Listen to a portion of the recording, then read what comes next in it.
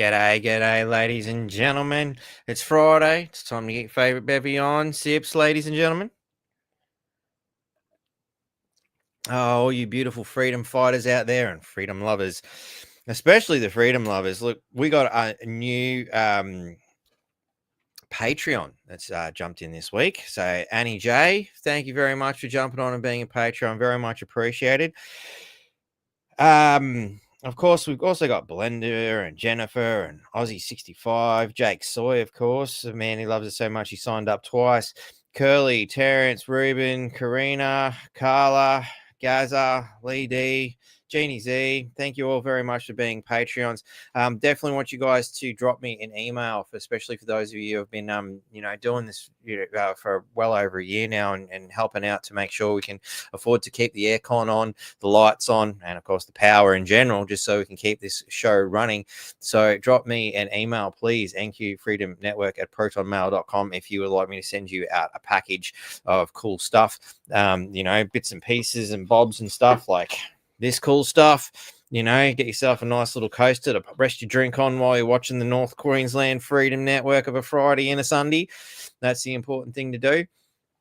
There's the old wooden spoons. You might want to, get old school medieval on a child's butt one day, just as my grandmother and mother did.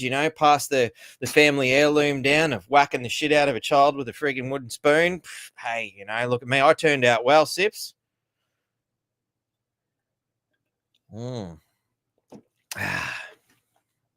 Much better than the bar of soap Mum make me eat, but it didn't really help.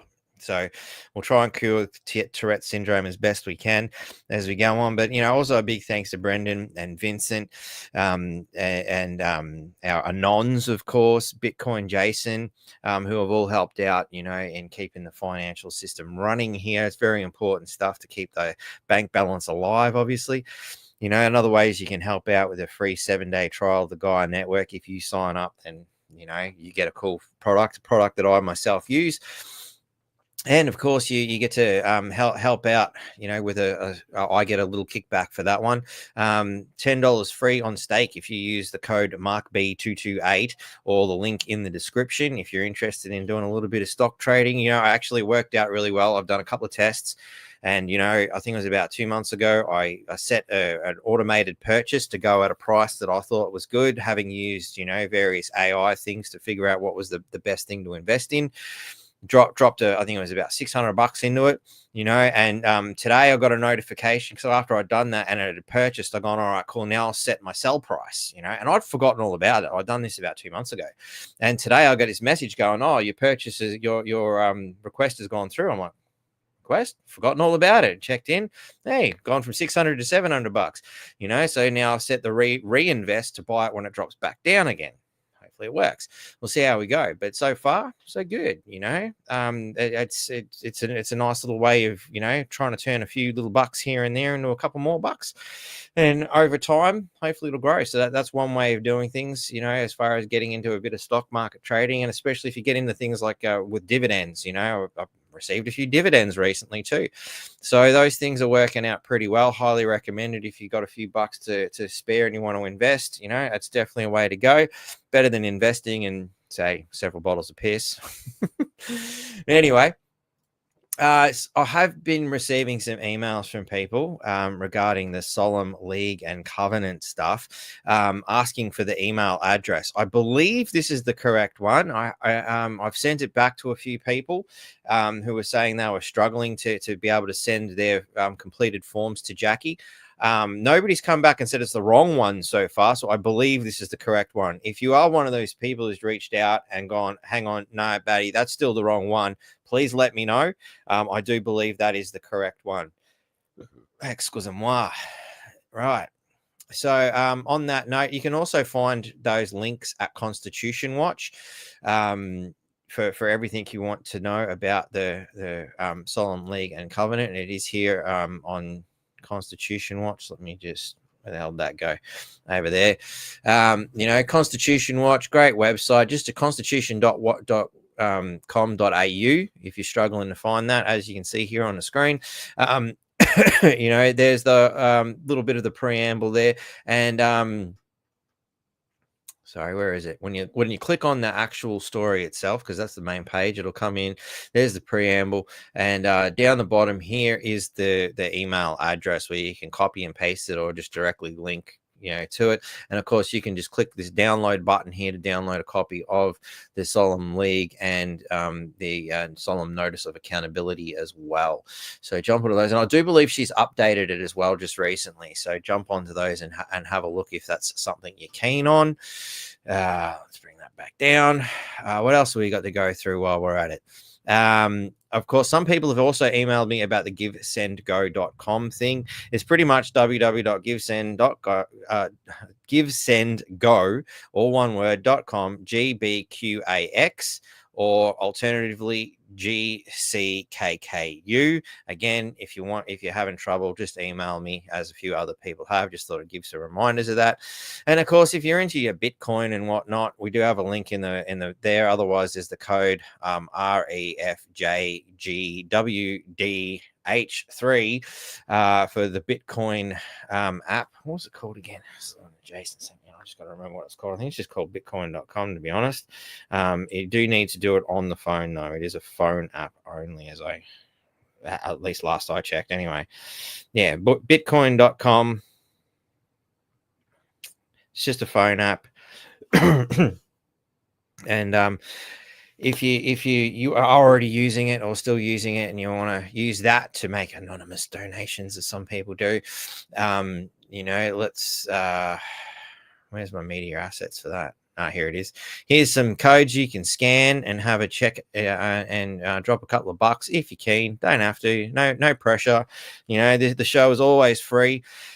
just like to make sure that, you know, everybody gets access to information, whether you can afford it or not. But if you can't afford it and you're like, hey, man, this guy does a really good job, think about it like that street performer. And you sat there and you watched him perform for 5 minutes, 10 minutes, however long, you know, he passes his hat around and people tend to chuck bucks in there, you know, because, hey, he did his bit, he earned his quid, you know. I'd like to think that, you know, what we're doing here does the same sort of thing.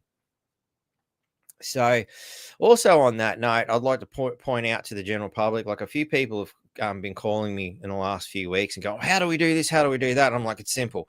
You put your shit together, drop me a line and use this network. I have built it. I am waiting for all you people to come. You know, I'm happy to go and find bits and bobs, but there's nothing to stop you from finding bits and bobs and, you know, doing your own research and doing your own thing and bringing it to us. You know, everybody is welcome to come and present their thing. That's what it's all about. I'm going to make sure I put that on bloody silent. I forgot again. Oh, that's Troy saying that it's okay to go ahead with what I was going to go ahead with. So we'll talk about that as well. So I received an email regarding it. Sometimes Troy just likes to keep me up to date with what's going on. Sometimes he is happy for me to share things, and this is one of those instances. So just give me a second to bring it up. Let's open that, download. Let us save this. Sorry, I'm going to get it into the right folder, otherwise I'll lose track of what's going on. Into there. I'm going to call it the right thing. Not that for now. Bang, bang, bang, bang. Sorry, last minute stuff. Check that out. It was worth actually leaving the the volume on for a change. Usually it's one of those things like, oh my God, I've done it again. I should have gotten myself a little bit more sorted. We might go. Actually, no, I don't think he's going to mind that. That's okay because it's just a PO box that he set up for the purposes of this anyway. So we should be good. So let's add this to the stage. So this is what Troy has sent out to Chris Fully. He sent it out to Natalie Marr and various other MPs, as you can see, Wilcox, Senator Susan McDonald, and so forth. You know, basically saying that, you know, he's right in capacity of the principal petitioner on behalf of the residents of the Division Hinchinbrook, Mundingborough, Townsville, and Thuringowa in relation to the ongoing concerns regarding the governance and operations of the Townsville City Council under its current leadership. As you may be aware, a series of petitions have been raised, including the Queensland Government e-petition, now closed, an active change.org petition, and a Queensland Government paper petition currently in collection phase to be presented in August. These petitions collectively highlight significant concerns regarding the Council's ability to adhere to the core principles outlined in the Local Government Act 2009, including transparency, accountability, prudent financial management, and meaningful community engagement. Petitioners' concerns a lack of integrity and accountability. TCC councillors and senior staff have failed to act with the requisite integrity, fairness, and accountability in the decision making. You know what? We should make that the full screen, really, shouldn't we?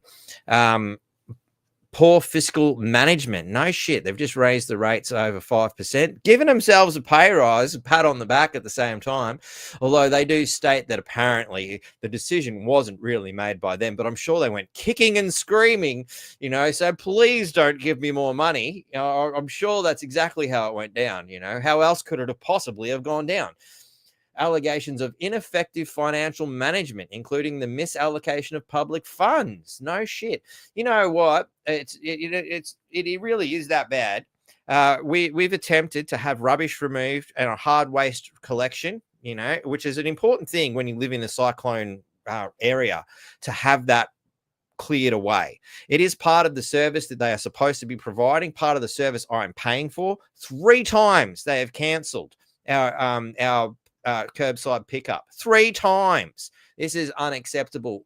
And stuff you to Townsville City Council. I think it's time we all start sending you bills for mismanagement. You know, how's about some rate reductions for your lack of service? Have caused significant harm to community interests. I wonder if that was what I was just expressing, perhaps. And the council's operational effectiveness. No shit. Oops, sorry, I did it again. Better wash my mouth out. Sips, ladies and gentlemen. Okay, lack of community engagement. Wow, isn't that a perler? We're going to dive into that because it's not just little old me that's heaved about this. I think the whole community is, but we'll get to it. The council's lack of responsiveness to public concerns, particularly in the form of policy changes that have limited public communication, has further alienated the community.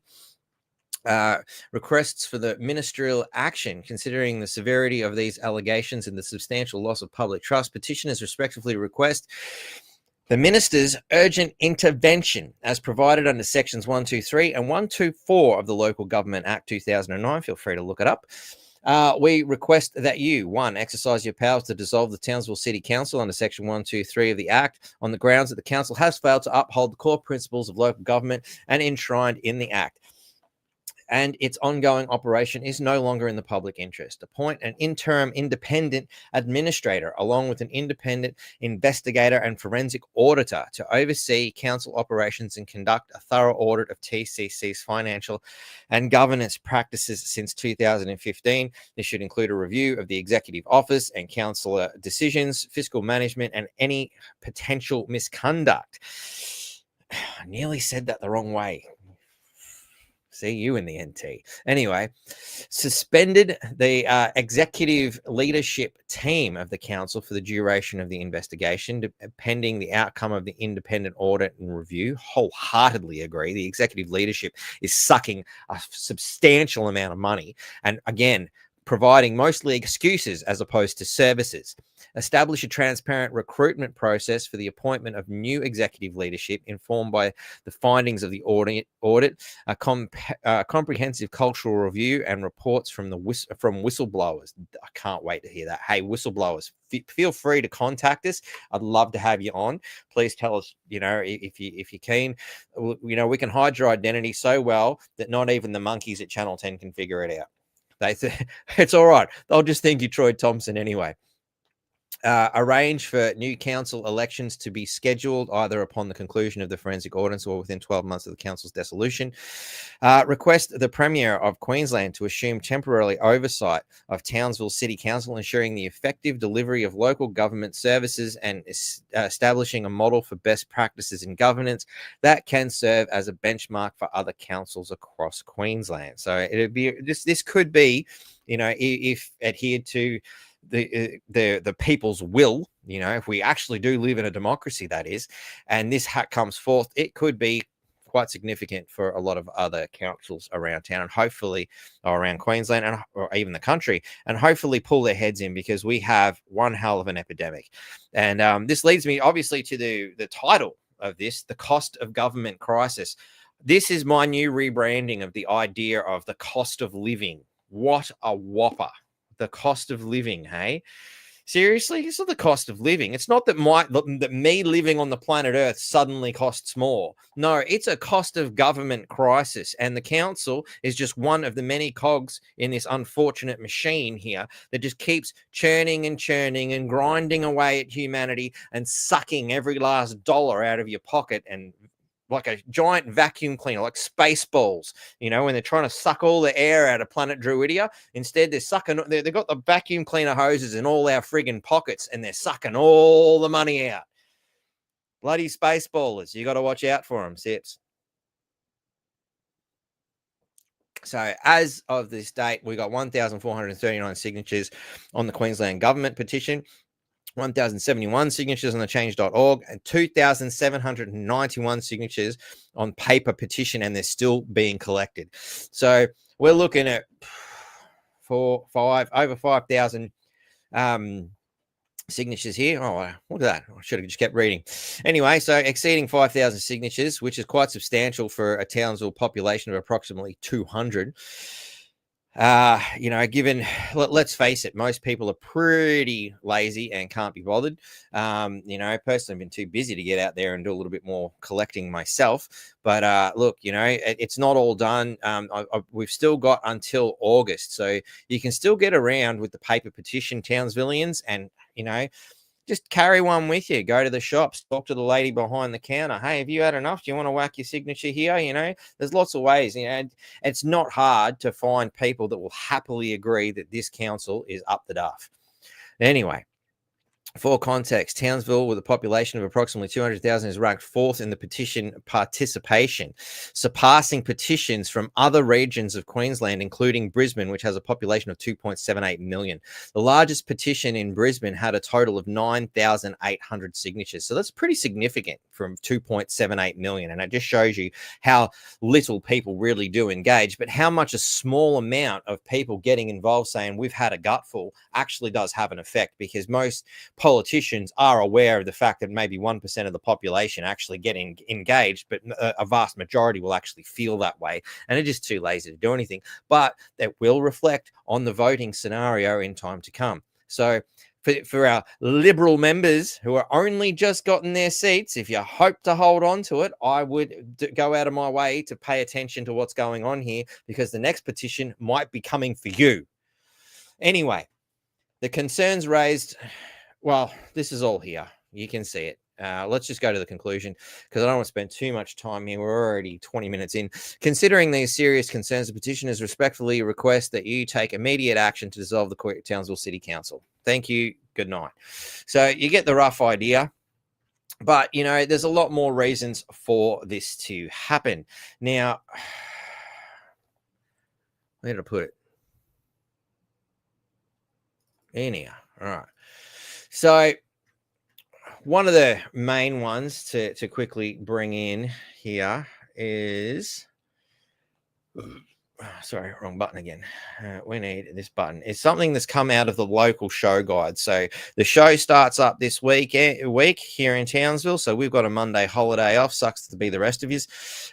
We get a day off. Isn't that great? I'm certainly looking forward to it. But in the show guide this week, and thanks to Tracy for bringing this in, I might just bring Tracy in to comment on this as well. G'day, Tracy. How you going? Hi, Mark. Pretty good. Thank you for bringing this to my attention. It's been quite a good one. So, right, what was it, about halfway through the show guide this year? Yeah, towards the back a bit. Wonderful little article dedicated to the Townsville City Council, in particular this guy Matthew Richardson, who has been turned up to Magnetic Island mirror meetings to brown nose his best way there and try to answer things that Anne-Marie Greenie couldn't answer if her life depended on it. Has been labelled a show of disregard. That was a wonderfully well-worded scenario here. How Matthew Richardson turned his back on Townsville's most iconic community event. How long has this Townsville show been going for, Tracy?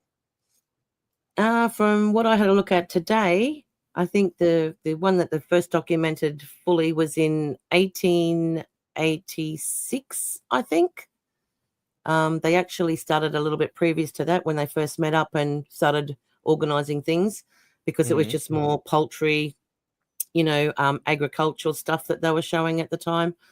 But the show has been going. I believe, like even going to the Melbourne show and things like that. That's what they were always, sort of set to be. It's all about, hey, look at how big my pumpkin is, and haven't I got an amazing chicken? Don't you want to eat him? Yeah, and you're cooking, so it was cakes, baking, flowers. They put their flowers on display, like they still do now. But it was mainly all that. But from what I researched, I think it was 1886, I think they said, was one of the big first shows that they had here in Townsville. There you go. So, when the show, a beloved non-for-profit institution, which was interesting. I had no idea it was non-for-profit. When you go on one of them show rides and it costs you like $10 and an arm and a leg, you got to think somebody's making a buck here. But apparently it's not the actual show itself. Apparently it's a not-for-profit institution with over a century of history, requesting a simple gesture of support from the Townsville City Council. The response from Matthew Richardson, Director of Infrastructure and Operations, was anything but community-minded. Let's be clear. Nearly said queer. We'll get to them later. The request wasn't for trucks, staff, or special services. It was simply to waive dump fees, a modest ask that had been granted in previous years. The show run entirely by volunteers, had already committed to handling all waste transport. All they needed was a small gesture of goodwill to be able to dispose of rubbish without being penalized for serving the city, the very city Mr. Richardson claims to grow. Now, we were having a yarn earlier about how back in the day, all the tip services and dump stuff used to be free. And the result of starting to charge people, dumping, illegal dumping. Congratulations, another cost of government crisis was created. But they're not satisfied with that. They want to continue yet another cost of government crisis, because you know who's going to end up copping this, don't you, ladies and gentlemen? You and me and everybody who goes to that show is going to have to pay a little bit extra for that show bag, as if they weren't bloody expensive enough. A little bit extra for that overpriced joyride, a little bit more for that entry ticket. I mean, these things aren't getting cheaper as time goes on. It may be non-for-profit, but everything's costing, because thanks to the government decisions. And let's face it, when did the last cost of living crisis begin? COVID 1984, with excessive measures to destroy the economy, for good old ScoMo to borrow $1 trillion from we still don't know who. And you and I get to pay that back. And this is another way of paying back. Thanks, ScoMo, who got this snowball rolling. But instead, the show's team received a cold, bureaucratic refusal, the story goes on. In a series of delayed, dismissive responses, wow, just about everybody who contacts the council seems to have this problem. It's not, and it's the show committee. I feel a little bit better about just being an average Joe now. And I'm sure all the other average Joes who get fobbed off every bloody day feel the same, because, wow, even the show committee is getting fobbed off by this utterly useless council. Anyway, we should let Chris know that he's not in that little boat on his own, because, everybody just gets dismissed and doesn't get an answer. Exactly. So, in dismissive responses, Richardson repeatedly cited financial sustainability. Now, I'd just like to emphasize right in the middle of this word is the word stain. And I just can't help but feel that the Townsville City Council is a stain on this city. And in fact, everybody who uses the word stain, it's pretty sus to be a stain. And it may be your ability to be a sussed out stain on humanity. But everybody using the term sustainability just about always seems to find a way to get that vacuum into your pocket. And fairness, I struggle to see how fair this is, as excuses. And I like the fact they use the word excuses, not reasoning, not justification. It's a fact, straight out excuse. He failed to distinguish between grassroots community efforts and commercial operations. He even had the audacity to suggest that forcing a volunteer-run event to absorb dump fees somehow delivers value to the ratepayer. I'm mystified by that one. Anybody out there in the audience who can figure out how we are getting value to the ratepayer by making everybody pay for more garbage removal? We don't pay enough in our rates as it is for garbage removal. You can't even pick up my bloody hard waste. 3 cancellations, you useless knobs. This is not just tone-deaf leadership. It's a failure of civic responsibility. Couldn't have said it better myself. Thank you very much. Worse still, repeated attempts by the show's organizers to contact Mr. Richardson were ignored. Voicemails went unanswered. Emails sat idle. While they did create a policy to ignore people that they deem unworthy. And apparently even the people who run the Townsville show, one of the biggest things for the last 100 years in this town, are considered unworthy, are considered a pest, perhaps, chucked into a dumping ground for we don't want to deal with it. Only after persistent follow-ups did a response finally arrive, void of empathy and full of corporate jargon. What a surprise. Matthew Richardson, whose public record includes controversial projects like the scrapped Strand parking meters, which he bought and paid for, another huge waste of money, of taxpayer money, another really bad idea. This guy should be paying for it out of his own pocket. And representing count. And look, if you can't, we'll treat it just like you will if people don't pay their rates. We'll steal your home and sell it out from underneath you.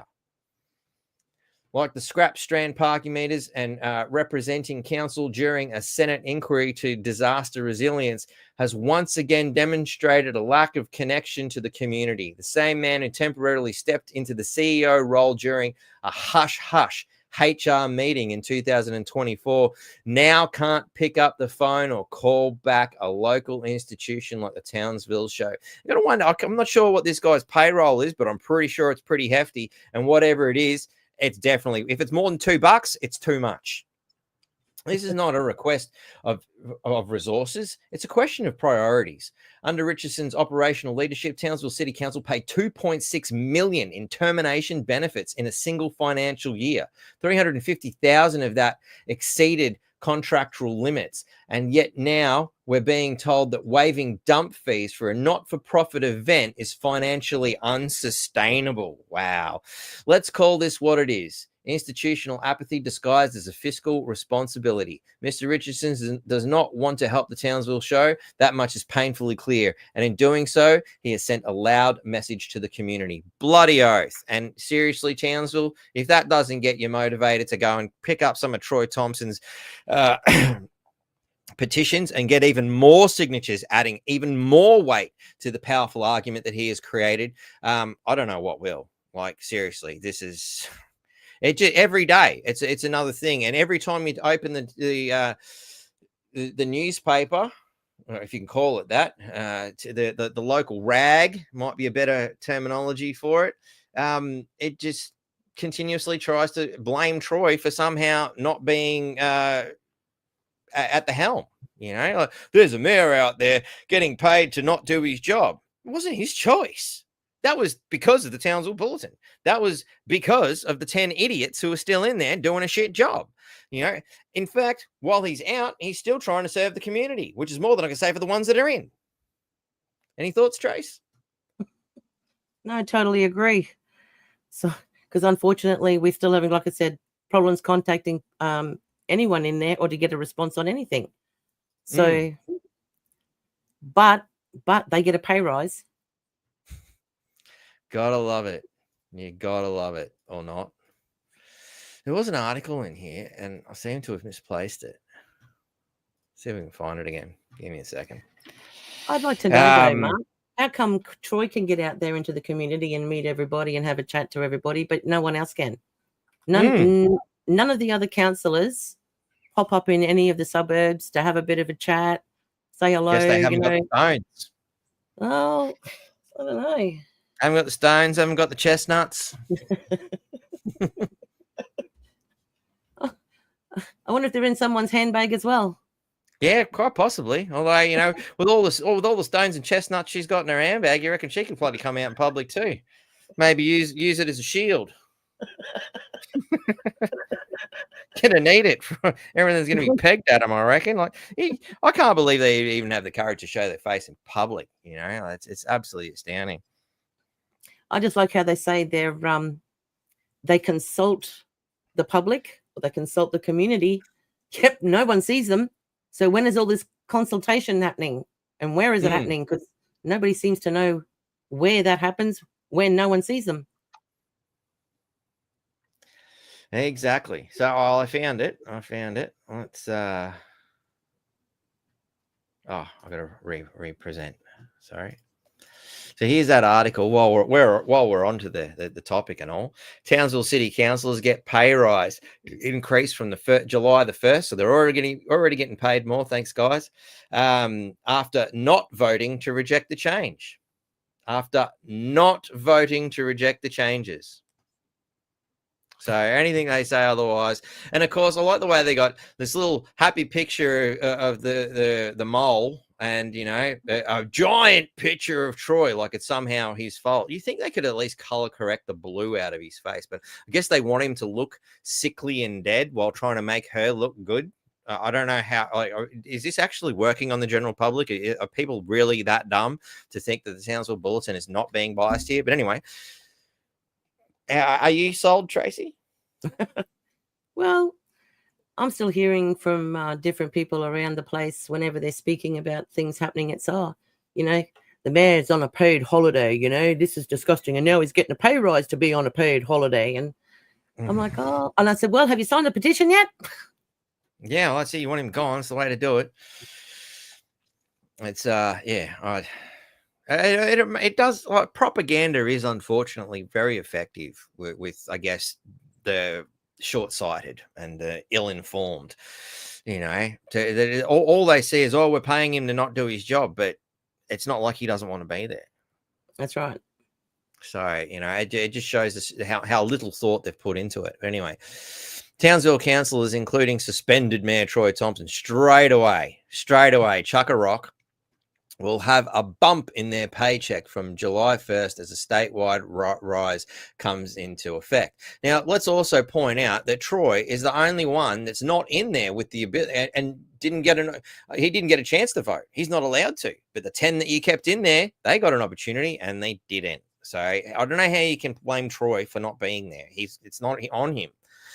So last year, Local Government Remuneration Commission report released recommended members of Queensland councils outside of Brisbane receive a pay rise. Well, isn't that nice of them? You know, the Local Government Remuneration Commission, you know, did anybody get a say in this? You know, we live in a democracy last I checked. Did you get asked? No, I didn't. No, No, I must have missed that email as well. Anybody else out there in the comments section, please let me know. Did you get asked about this? Because this isn't just here for Townsville. This is for all of Queensland outside of Brisbane. Because remember, Brisbane's their own entity. They have their own act and everything. Did you know that, Trace? Their own act? Yeah, check this out. You'll love this. I didn't know this. Yeah.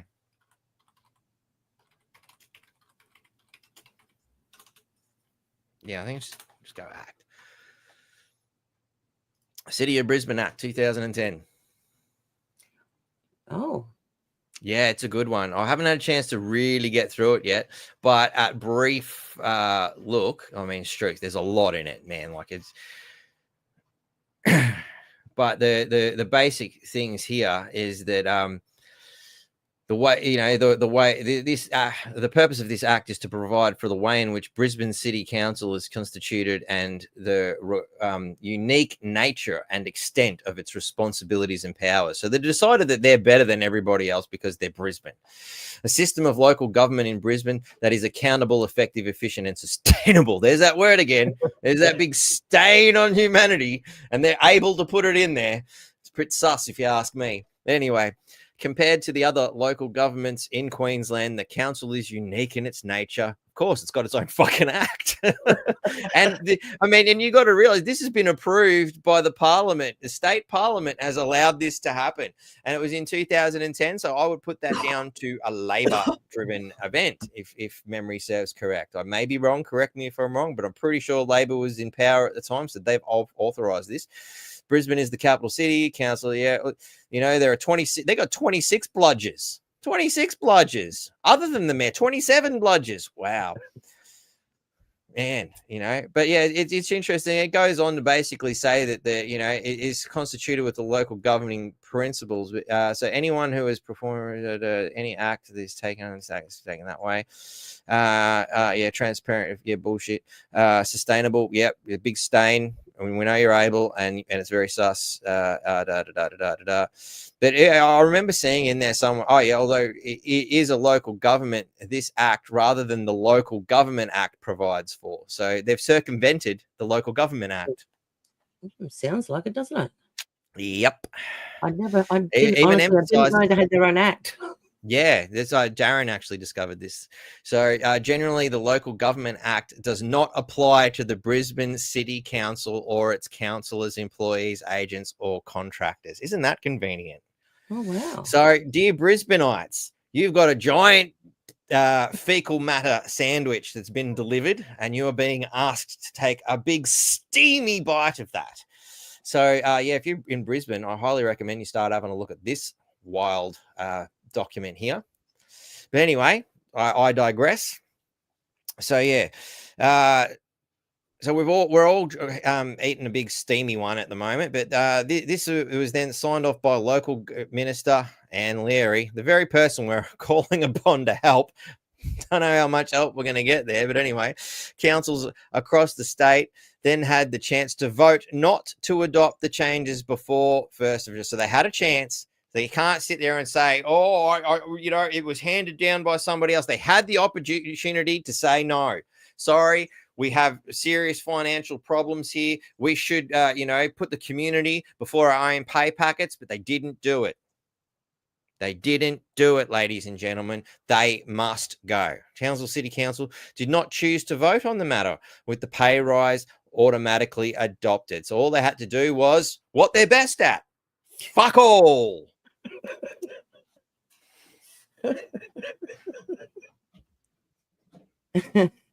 It was as if I'd sent them an email, you know, like,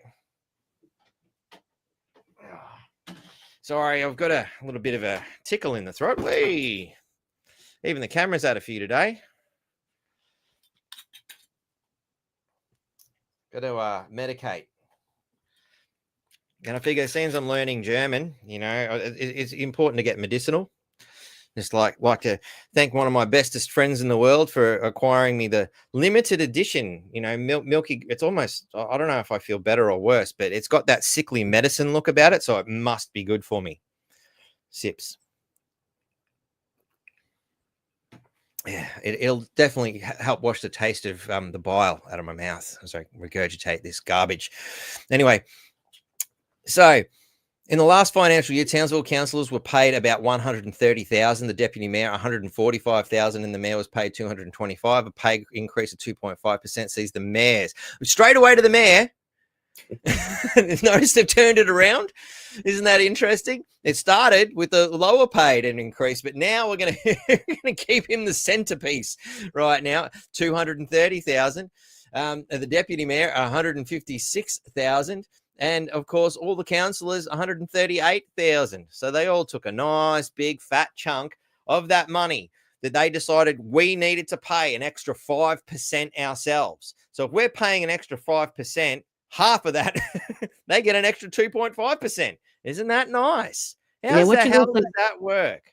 Now, what you've also got to remember, Mark, is so those councillors, if they take on any other boards or any other work, then their pay then adjusts for whatever else extra they take on.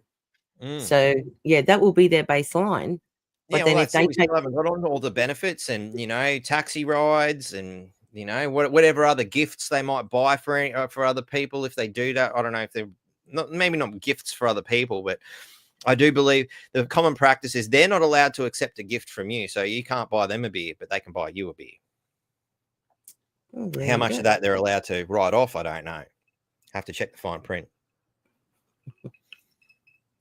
Sorry, you were saying before I rudely interrupted? No, I was just saying that if they take on anything extra, like any other, you know, boards or extra work other than just their councillor work, so they're taking on extra things or sit on extra boards or, you know, then their like pay Liam Mooney, who's on several boards. Well, that's correct. Well, their pay will go up. It'll go on whatever they've, you know, whatever extra work they're doing, then and that will then rise. CEOs on other boards, I believe. Queensland Rail, even the CEO's on the board of that one. Yeah, well, there you go. I mean, did they get a pay rise as well, or is it just the councillors? I'm not sure. Like, did this get into it? So, you know, again, it says here that when asked in January, Townsville's acting, emphasis on the word act, Mayor Anne-Marie Greeny said she would not be voting for a pay rise. She also notably didn't vote to not get a pay rise as well. Well, she didn't decline it, did she? Worded that, because she didn't say she didn't vote to get one, but she certainly didn't vote to stop one either. Hasn't declined it. No, exactly. So it's a stunning way of wording things, isn't it? You know, could have led by example, could have shown us that how a mayor should behave, but she couldn't. But anyway, after the announcement, suspended Mayor Troy Thompson, they love throwing in suspended, but I suppose it is a fact, took to Facebook on January 23rd to say he would have voted against the increase if given the chance. Well, I guess we'll never get a chance to see that thanks to the Townsville Bulletin. If it is voted in, I will donate the extra weekly amount to a community organisation, he said. Personally, I believe we should not be paid extra in a cost of living crisis. I'd just like to say again, reiterate from here on in, ladies and gentlemen, whenever you hear somebody say, oh, it's a cost of living crisis, correct them, please, and say, no, I heard it on the North Queensland Freedom Network. It is not a cost of living crisis. It's a cost of government crisis. And this is a perfect example of it right here. When asked by the Townsville Bulletin on Monday, Mr. Thompson confirmed he would also be receiving the pay rise as a result of the council's actions, or more to the point, inactions, because all they had to do is what they're best at, fuck all. Yeah, and here they graphed it out with Troy at the top because they want you to hate him the most. But, they're all in on it. This is not just our council. Charters Towers, Mount Isa, Burdekin, Palm Island, Hinchinbrook, Cloncurry. Look at them all. Every last one of them in Cairns. They were specifically gone for Amy Eden. They must not like her very much either. Gold Coast, Moreton Bay, Sunshine. Look at them all. Every last one of them continues to rape the rewards. But of course, Townsville's one of the highest. There's a couple here that outdo Townsville. But you can thank the previous administration for having set this in motion, because Troy certainly hasn't had an opportunity to do anything, has he? They've blocked him from doing anything. So how they can continuously blame him absolutely astounds me. It just shows nothing more than hatred. And of course, another bloody photo of that horrible looking thing.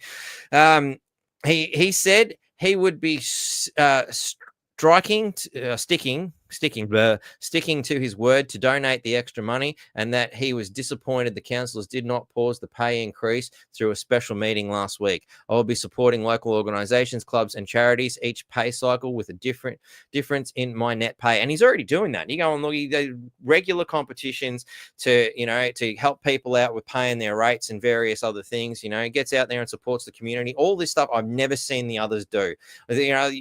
It's just astounding, Obviously, he said the councillors should not be accepting the increase in pay and should follow his lead and donate the extra money to charity. My preference is that no councillor should be receiving increases during cost of living period.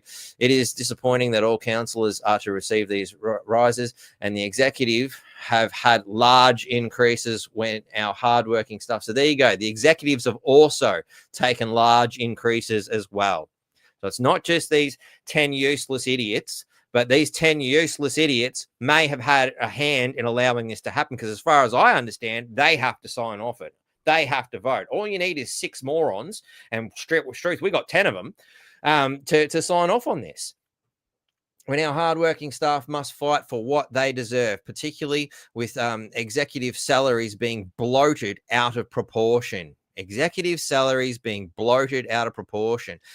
At least they got some of the important details in here. They may continuously throw rocks at good old Troy, but at least I hope the general population are reading this and realizing this is Troy's words here. I feel we will lose our much needed skilled workers. Well, if they can get paid better elsewhere, why wouldn't they? And maybe we already have, given the state of some of the things we've seen them coming out and fixing. They're not doing a good job. Anyway, when C.R. Greenie took on the role of acting mayor, she opted not to receive extra pay, so she will continue to be paid at the councillor rate. What?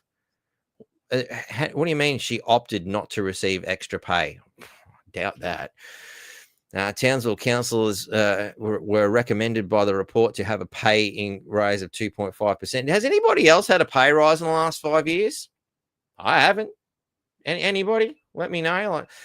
Have we had any comments there that I need to look at? We've got a couple of starred ones. So, people of the power, evening, Batty. How did your trip on country go? It was very relaxing, not long enough. Thanks, mate. We did get to watch some amazing television programs dance through the flames of our fire pit. Mark's saying, give me a call tomorrow and I'll 3-way a call with him. Okay, cool. I'm not sure who we're talking about, but anyway, I can't remember. Sorry, man. Hi, Batty. I just had a call from a 73-year-old friend who lives in Condon. He told me he had 2 plain-clothed police come to his house today to talk to him about the posts he has made on Facebook. Oh, please. Oh, damn. Yeah, definitely put me in contact, Mark. I want to talk to this bloke. Why plain? What did he say? Come of mine. I've got this podcast. They haven't come and annoyed me. I'm starting to feel a little bit unloved here. Unloved. Wow. Anyway. So, yeah, apparently the Townsville City Council declined to comment. That's what they're best at. They won't even answer the Townsville bullshit, and these guys run propaganda for them. Wow.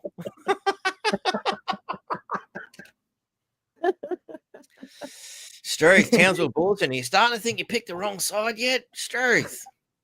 Boy, Jingo. These people are nuts. So, of course, you know, they did despite some saying they would not accept a pay rise. Yeah. So there's 2 articles. Oh, yeah. Good up. Yeah. Should I take the money? Should I take the money? Here we go. Have a look. Should I take the money? I screwed everybody else I know over. Yeah. Fuck them. It's all about me. Yeah. It's all about me. Yeah, Marie, do you mind? I know you've got my balls. I know. Yeah. Do you mind? Fuck you, Christian. Fuck you, man. Seriously. Have a look at the look on her face in that photo. That just, yeah. Oh, Christian, I didn't know you felt that way. Where's his other hand? But actually, I was actually going to say that apparently it was in Wednesday's paper, I think it was, that Christian said that he was going to donate his raise to breast cancer, I think he said. I think this might be that article, actually. Oh, here he is. Yeah, he will not be. But did he do anything to stop it? Well, no, there was no voting, remember? Yeah, exactly. So, I mean, it's all good and well to put this up there, but it's not like you weren't in the council, mate. It's not like you weren't in there to make a point of it. Did you say anything in council?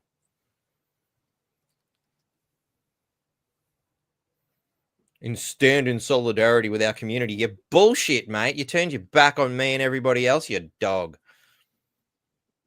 Thank you for your support. Here's my support. Continue to look out for each other. The only person you've looked out for, buddy, is yourself.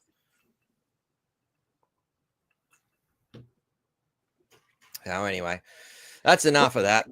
Well, actually, I don't even think it got taken to I don't even think it was presented to a meeting, was it, for them to opt out even to not vote? It must have been just discussed in my mind. Like I said, they did what they did best.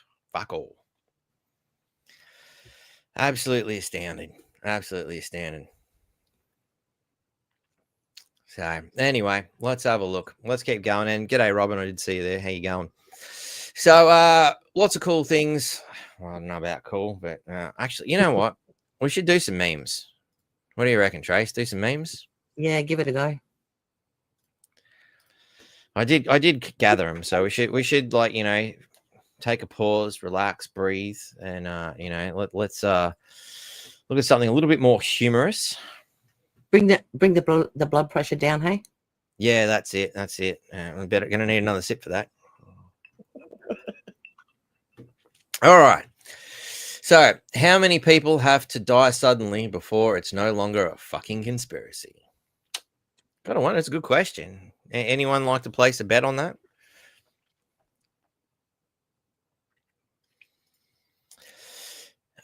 So, they want women out of the house because when mothers don't raise their children, the government and the internet do. Hard to disagree with that one. What do you reckon, Trace? Yeah, a bit hard. Being as the daycare centres are really starting to split the family apart. Well, that's what they were put in there for in the first place, to get the women out of the house, take them back to work, so they can get more taxes. And well, and then they're paying for the childcare, aren't they? Really, on top of that. So, well, you know, since it's on the topic, I was going to sort of do this a bit later, but it actually coincides with that post quite well. And we'll do the end before the beginning, or somewhere in the middle. Where do I put it?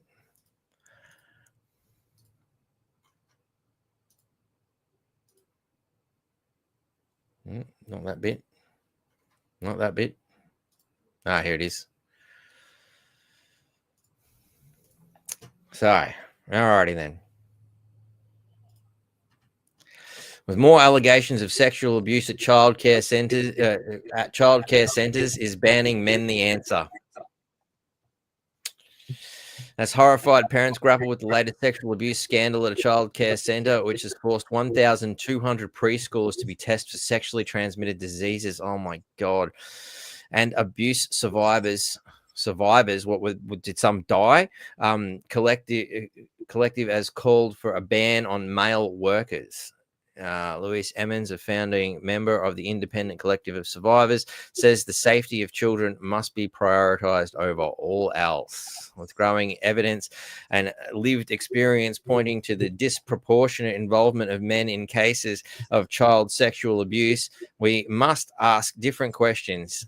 In my view, men have no place in daycare centers, not out of prejudice, but out of duty to prioritize the safety of children over the optics of equality. Safeguards must come before ideology. Okay, it's an interesting concept. I don't know, ladies and gentlemen, please let me know what you think. There's quite a bit in here. The recent childcare sex abuse incidences in New South Wales and the ACT. Wonder why the ACT more than anything. That's where all the government mob, isn't it? Yep. And the most leftist lunatics. Most woke brigade. Wonder if that has something to do with it.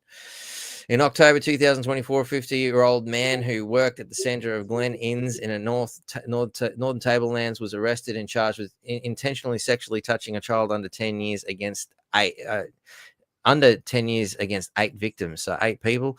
In the same month, Sydney daycare worker Kwok Fu Tong was charged with allegedly sexually touching of a young child at only about children in Seaforth and common assault. That doesn't read very well. He pleaded guilty to sexually touching in January of this year. October 2024, Sydney Childcare Centre in his 20s was charged with more than 10 counts of child abuse after allegedly filming himself abusing young boys while in the classroom and bathroom. My God, these sick fucks. 2022, Australia's worst pedophile, Ashley Paul Griffiths, was arrested on 1,600 offences of childcare centres in Brisbane, Sydney and Italy, dating between 2007 to 2022. In 2024, he pleaded guilty to more than 300 charges. So they obviously decided to drop a whole bunch in order to get those 300 guilty. Committed in Brisbane and Italy and was sentenced to life in prison. He's appealing the sentence. Oh my God. Mm-hmm. Seriously? How much does a bullet cost? Or it's got to be cheaper. Sure is. 2022, Muhammad Ali. Wasn't he a boxer? Then 30 was charged with 3 counts of committing an act of indecency against 3 children at the Canberra daycare centre. A 4-year-old raised the alarm to his mother saying Ali had touched him. He was found guilty on 1 count. Oh God, what that one particular one? This is ridiculous. These people are getting away with it so badly. Of course, the Age is saying innocent male care workers likely to be driven from sector. But the noticer says homosexual childcare worker charged with raping 8 babies and toddlers. It's interesting the way, different people say the same thing. Perhaps it's not so much males need to be kept away from it, but the woke lefty ones. I think that's where we're really going here. Yeah, they're not all woke, Mark, that are doing it. So is the problem. And I just saw in a comment just before from Liz, I think her name was, that said that it's not just the males that are doing it, it's women too. But you find that it's more the males that are doing this than the women that are abusing children. Males I'd like to see the stats on it, but I mean, I spoke to someone recently, not even about this, but just recently saying, look, we put, our kids into daycare because they were economically forced to do so, not that they wanted to, they were economically forced to do because of the cost of government crisis. Remember, ladies and gentlemen, cost of government crisis, not living, cost of government, and there was a male worker there, and they, look, we're happy for him to be here, but he's not to change the child's diapers. That was a bad word, but nappy. We live in Australia. Yep. Definitely. Australia's nappies. So, you know, and they're like, oh, why not? That's the request. Not to be anywhere near them while they're doing the toiletries. That simple, you know. And see, this is what's happened with this guy. He was in rooms from 5 months to 2-year-olds, I think. Um, so a lot of these are babies and small toddlers that are ones that have apparently they've been all been recalled and told to go back and have more STD checks because apparently the batch that they were told to do, they need to go and do more now. So, but he's not the only one. That they've charged a second man as well now. Wow. And I also just read recently a teacher from St. Albans, I think it was, down there. He's just been convicted. I think he's got 8 or 9 years in jail now. I think he molested 2 girls, I think, or 2 students or something, I think it was. No, I think, I mean, and we've heard the cases of, you know, even female teachers, you know, having their way with, you know, some of the male students and whatnot as well. I mean, honestly, I think it's a case of, I mean, fundamentally, no one should be left alone with children. I don't care what sex they are. Personally, I think it's a case. Why aren't there at least 3, you know, teachers to a classroom as opposed to 1? I guess probably a teacher shortage because, well, we fired so many of them for not wanting to be medically experimented on. I'm sure Robin will attest to that. But you know, why are these things are happening? Because there's no one supervising them. It's like, who's watching them? You know, and again, why is anybody allowed to go and change a child's nappy without supervision? You know, particularly at that age, you know. I mean, personally, I can't believe that we live in a society where people are dropping babies off to be watched by somebody else. Like this is a degradation of our society beyond all measure. Like, personally, I cannot even fathom putting my kids anywhere near these things. I don't care if I've got to eat nothing but rice for the next 5 fucking years. You know, the kids are not going to be raised by the friggin' system, especially not at those crucial early ages where that imprinting on the parent is so important. Like it really is mystifying. Yeah, it is. And so you were just saying about I just can't remember what you said, but anyway, moving on from that, it jogged my memory to somebody that I spoke to when they were a bit younger. They went into a childcare centre to work to do, you know, I think it was sort of like a scheme that they were doing through the school or something. I can't remember, but anyway, the girl started work there. She was only young, and this was here in Townsville, and it was in the baby room. So they were having bottles. These were, you know, bottle-fed babies. So she actually went to one little crying baby in the cot to pick it up to soothe the little baby, but not only that, to change its nappy because she also then discovered it was wet. The woman in charge of that actual room told her to put the baby back down. She was not to change its nappy, and she was to go to her lunch. She was to leave the baby there crying and screaming in its cot while out of the room. And that happened here in Townsville. Wow. So again, you think you're leaving your children in the capable hands of people who have been trained and whatever, but this stuff does actually happen. And I mean, you know, I've had heaps of them tell me, you know, they're not allowed to say no. If one child bites another child, they're not allowed to reprimand them or teach them anything. They've got to just take them over and get them to play with something else and distract them from biting other children. You know, so at the end of the day, I don't know if I'd have that confidence in people. Not me. God, anyway. no. I wouldn't trust them. I mean, I had to listen to the police scanner here in Townsville, you know, during part of my media fun and games. And some of the things you hear there, you know, fucking, you know, woman just reported coming home to find, you know, the partner with their hands down the young child's pants. You know, it's like people that you know you can't fucking trust, let alone people you don't know. Exactly. My God. But I heard another one recently where I think it was in America where some female plotted to murder a student and then tried to blame it on someone else. Yeah, here it is. Have a look at this. Arizona police uncover chilling murder plot by 5th grade girls against cheating boyfriend. So, because the boyfriend decided to cheat, they wanted to go and kill some other kid to get back at him. Oh, wow. Like, wow. Like, talk about demented. These are students aged 10 to 11 years old hatched the scheme while at a lunch table during recess at Legacy Traditional School's West Surprise campus on October the 1st, the report claimed. Police said each girl had been assigned a role in the chilling plot. One would bring the knife while the other would write the suicide note to make it appear as though the boy ended his own life. The third girl would stand as lookout while the fourth would stab him to death. The plan was to lure him into an outside bathroom on the north side of the school building, according to police. The girls even planned to wear gloves to avoid leaving fingerprints on the murder weapon, the report claimed. The plot was foiled after another student overheard the plan and heard one of the girls say they wanted to just end him, according to police. That's pretty full on stuff.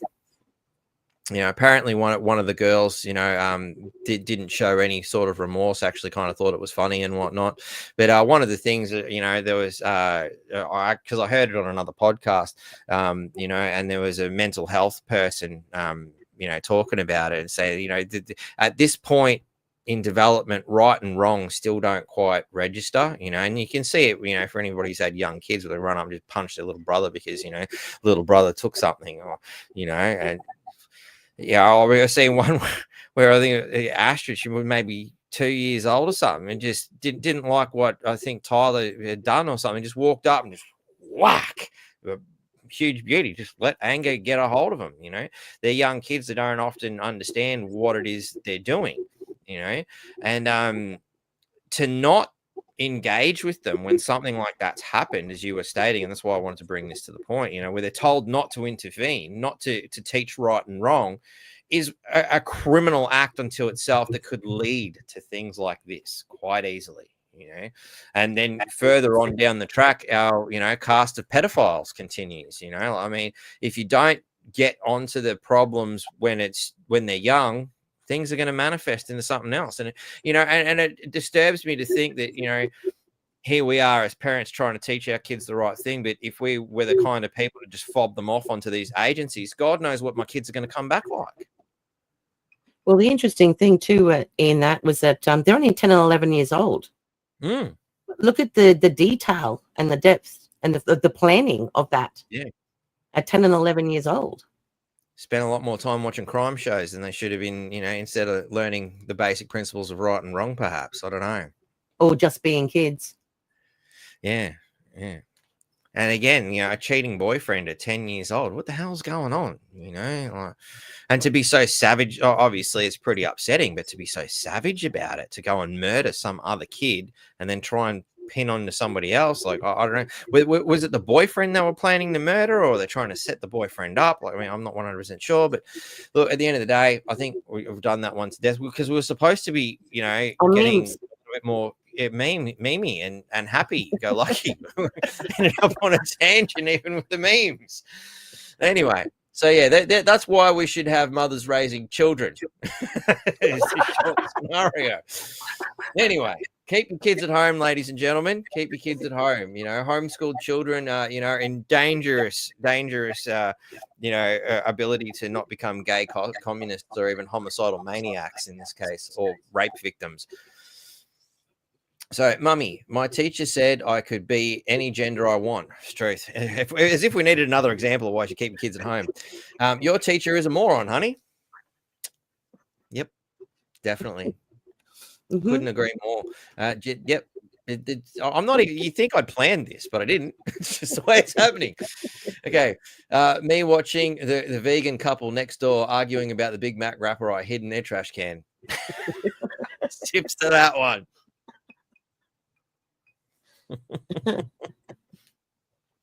You throw all your steak fat in the bin as well. And just like that, our tinfoil hats turned into crowns of knowledge. Gotta love that one. I still got to make my tinfoil hat, just for these occasions. I don't know who this dog is or why he's banned from the park, but he certainly seems like a lot of fun. Sips to that one. You think they could have put the cigarette in a better spot, eh? You have to, like, are they trying to do this to entertain us? Was it specifically so we could laugh and make these kind of things? Like, is that where they were going? Or are they really just that friggin' stupid? I'm going with the latter. What do you reckon, Grace? Well, yeah, we can't have a dog having that much fun in the park, can we? That's it. We don't even know what he's smoking yet. Wow. All right. I'm attacking Iran because they have nuclear weapons. Why don't you attack Russia? Are you crazy? They have nuclear weapons. Oh, that was gold. Utterly gold. I'd like a room for 2 nights, please.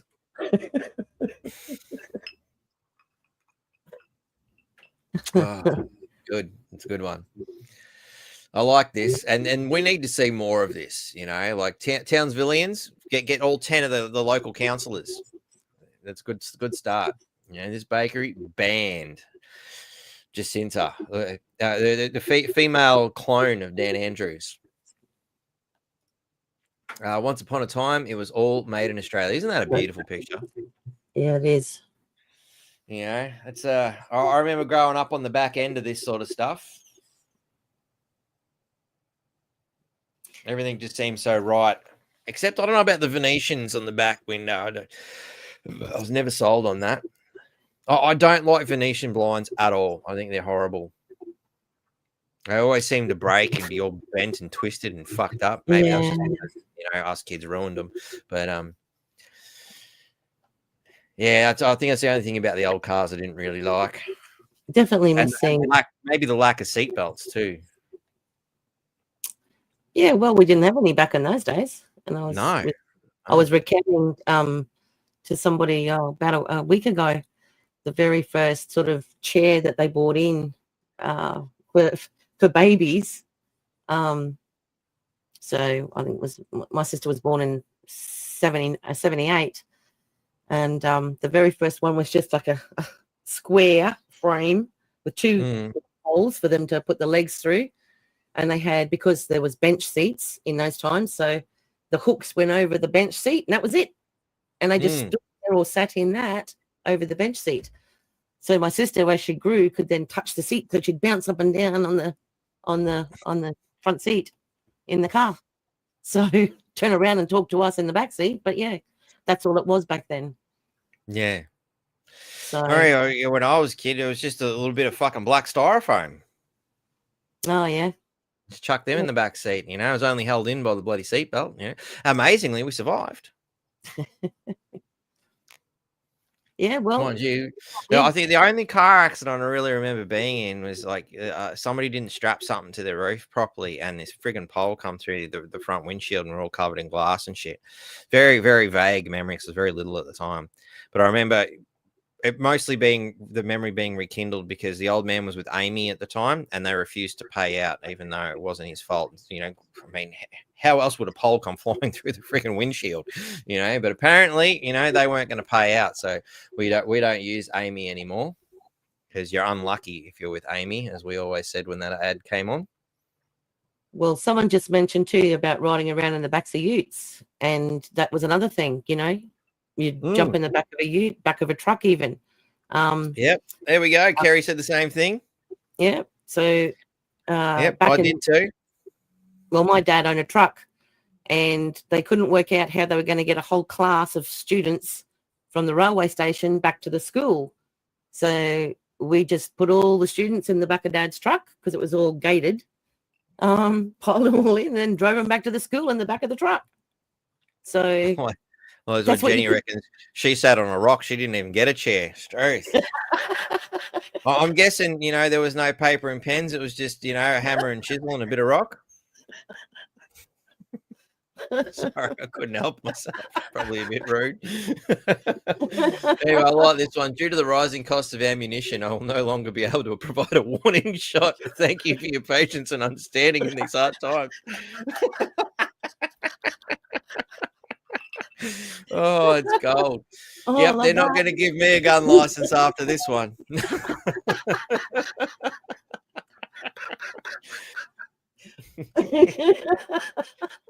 Oh, I'm gonna need a rocking chair and a shotgun in a few years. I can tell you that. I can tell you that. Now, yeah, there won't be any fucking warning shots. To tell you right now, tips. The warning is the. That's the only warning you're gonna get. Listen for the sound. That's it. Especially if you're a counselor.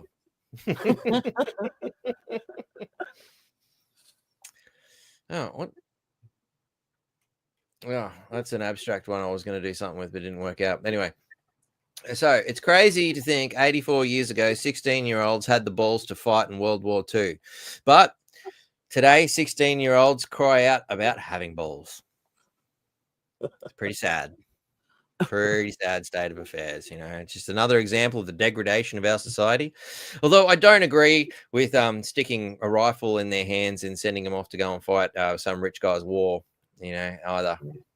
No. You know, at the end of the day, I think we can pretty much blame all this on the Rothschilds for having funded both sides of nearly every fucking war. Which was a fascinating concept when you look into the amount of people who funded Hitler and the Nazi Party, you know, and how many of them seem to have, you know, perhaps Jewish blood. Funny, isn't it? Anyway, oh yeah, this is a good one I've seen. I think this is something that somebody posted during one of our things. I think it was a podcast last week. You can't fix stupid, but you can keep boosting it. I'm like, good work, COVID scamdemic. I love that. I've seen it, loved it so much. I'm going to bring that in the next podcast. My memory may be flawed, but I have no recollection of the term turbo cancer being mentioned before 2021. Any takers? Has anybody else ever heard of turbo cancer before 2021? Sam says, Sips is going down like water. Yes. Or Jaeger. Purely medicinal. You know what? My throat feels a lot better. I had a bit of a tickle before, but, you know, these 56 selected botanicals. Is that the right way of saying it?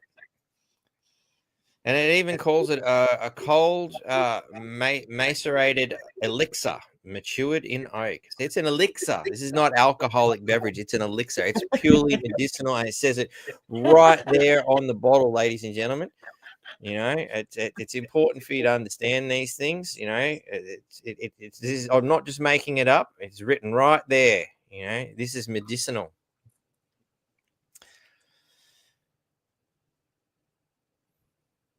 Yeah, elixir of gently. 56 selected botanicals, out of which our elixir is gently extracted. Then resides in oak. So, yeah. There you go. Best served ice cold. Yeah. I followed the directions on this one. I've done a good job too. So, yep. Thank you very much. You can all read up about that on your own time. Let's get this going again. So, anyway. So, any takers? Anybody heard of turbo cancer? Oh, Patreon reckons, but not before 2020. So even in 2020, you had heard of it? I don't know. What's this one? They try hard Nazis. The try hard Nazis like Elbow are still chewing on the WTF chaos. What an asshole. Yep, I agree. Horrible stuff. Oh no, how could you say such a thing? It's beautiful. It's wonderful. It's heritage, you know. Well, while learning German, it's important to, you know, partake in it culturally, I believe. So anyway, that concludes the meme section for today. Hope you enjoyed. No, we got a few laughs and a bit of a segue out of that one. So anyway, let's maybe do one of these videos. So let's move into the climate alarmism. You know, I'm gonna set it up at some point where actually you're gonna be a little, you know, climate alarmism and all this fancy shit. But we'll get to that another day. In the meantime, we're going with this. Joining us, we begin this hour with a today weather alert. A powerful coastal low smashing the state of New South Wales, triggering widespread disruptions. Major rainfall totals have been recorded across Sydney suburbs. 71 millimetres at the airport, 70 at Sydney Olympic Park, 61 mils in Canterbury and 60 in Campbelltown. Now, that might be a lot for them, but seriously, we can get all that in a minute here in Townsville. Wouldn't you agree, Trace? Oh, yeah, have had in the past. Mm. We have team coverage for you at home this morning on this weather system. First to Today reporter Jack Hahn in Terrigal, north of Sydney. Jack, several emergency warnings are in place. Yeah, that is correct, Carl. Sarah, good morning to you. Right up and down the coast. But let's start with the emergency warning, which is in play for Terrigal. It is for coastal erosion.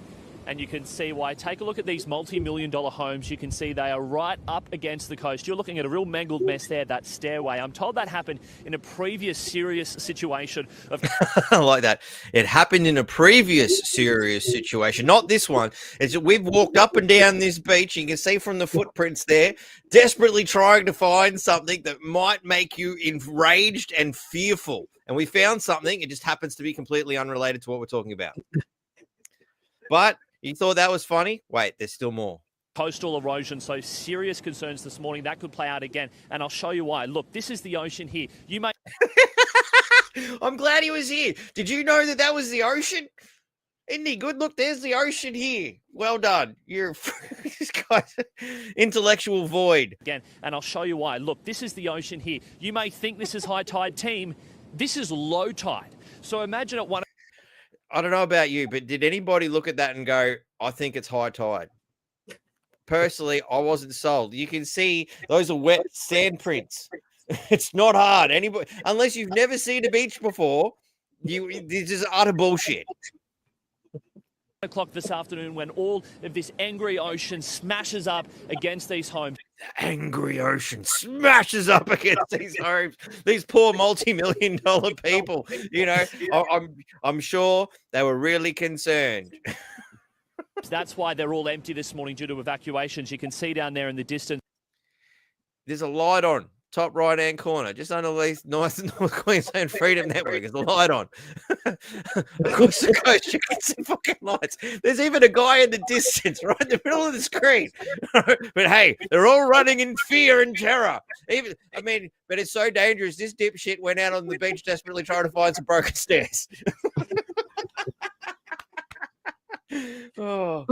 We've got flashing lights. Those are diggers belonging to the council. They are trying to make the most of low tide at the moment, putting sand on this beach in a desperate attempt to try and save homes. Let's move through to the other emergency warnings we're tracking right now. That's south of Sydney, the south coast near Jervis Bay, Sanctuary Point, flooding concerns. So much so the SES waking people up in the middle of the night at 2:30, evacuating residents there. This system hit the Central Coast first. It hit it hard. More than 20,000 people still without power on the Central Coast. Then it hit Sydney. We saw a tree smash into a van overnight. That system is now hanging around the Illawarra, hugging the south coast, dumping huge amounts of rain. Let's bring it up. You can see Ulladulla copping more than 220 millimetres of rain in a 24-hour reporting period, nearly 150 millimetres of rain at Jervis Bay. So at the moment, the SES really turning their attention to the state's south coast. Carl. Thank you, Carl. Let's bring in Tim Davies now, who joins us from Cronulla. Tim, demountables have toppled over where you are. Yeah, have a look at these portable sheds behind me, Sarah. All right, portable sheds. Anybody see a problem here already? What were they doing all the way up there? Who put them there?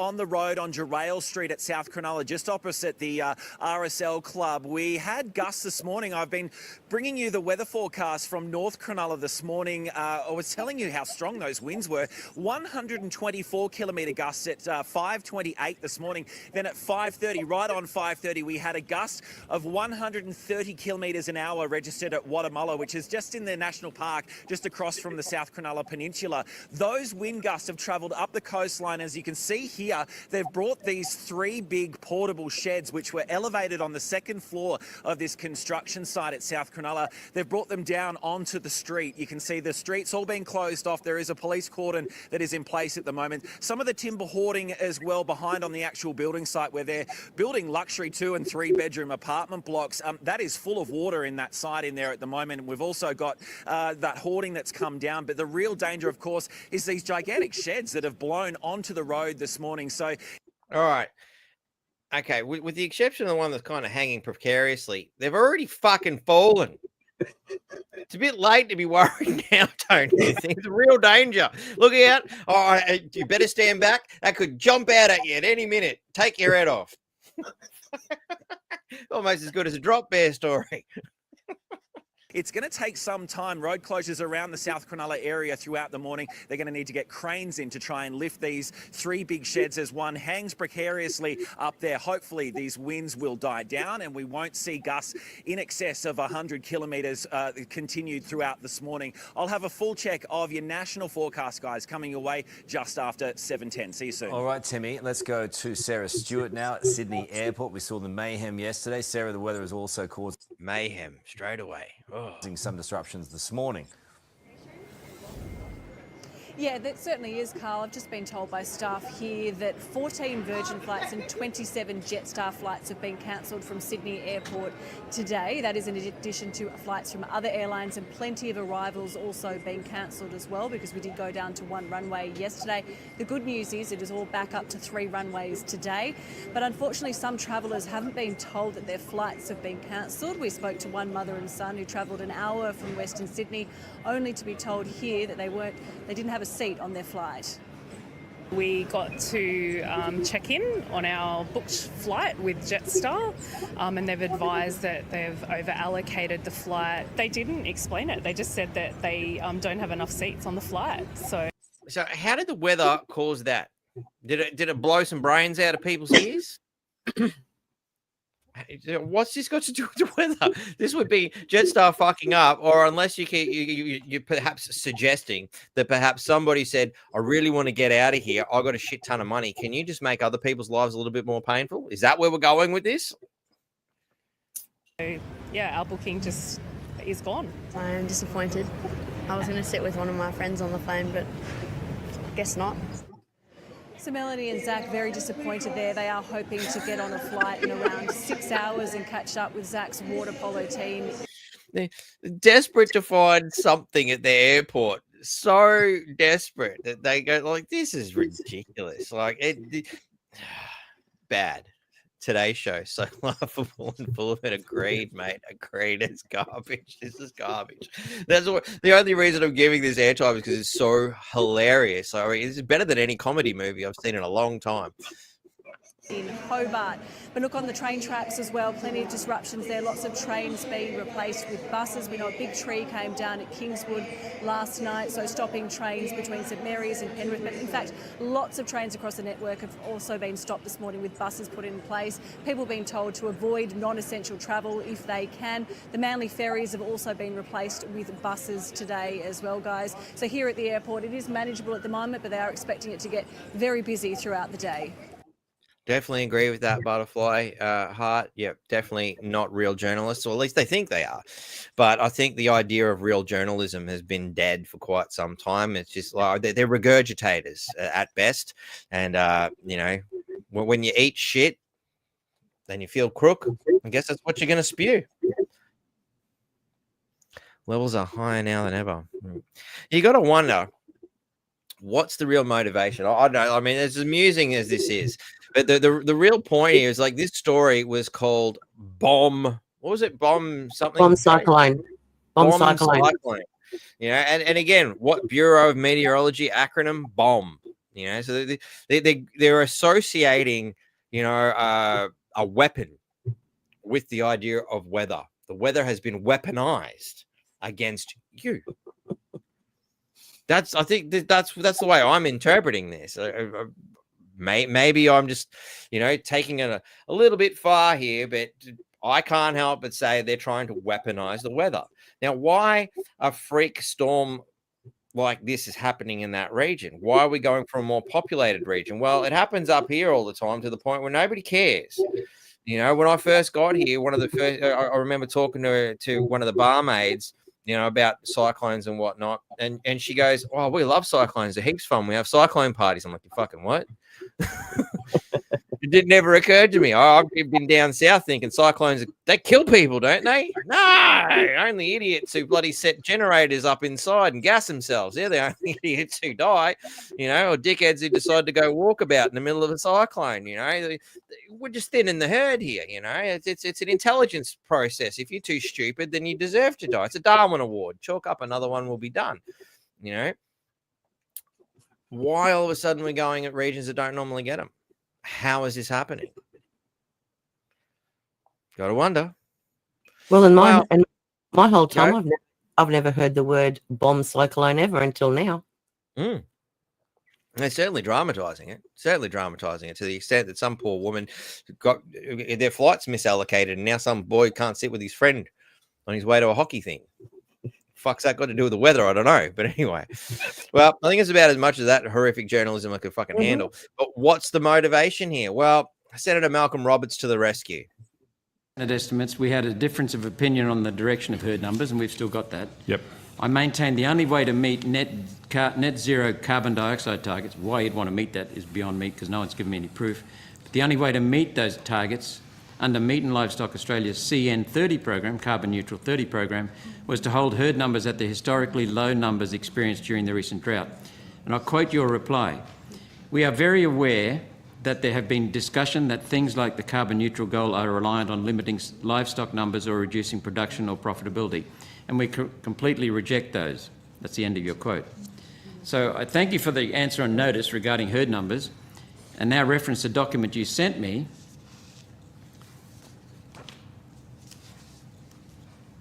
A Meat and Livestock Australia publication titled Industry Projections 2021, Australian Cattle July Update. On page 4, there are herd numbers.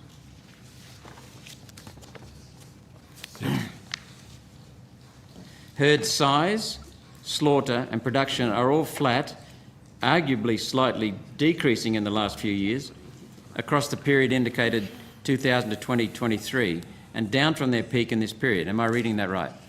You may be, Senator. I don't have that one in front of me, but what I can do is provide you with the updated projections from earlier this year, which show the projected increase in production and output. So increase in herd size, increase in productivity.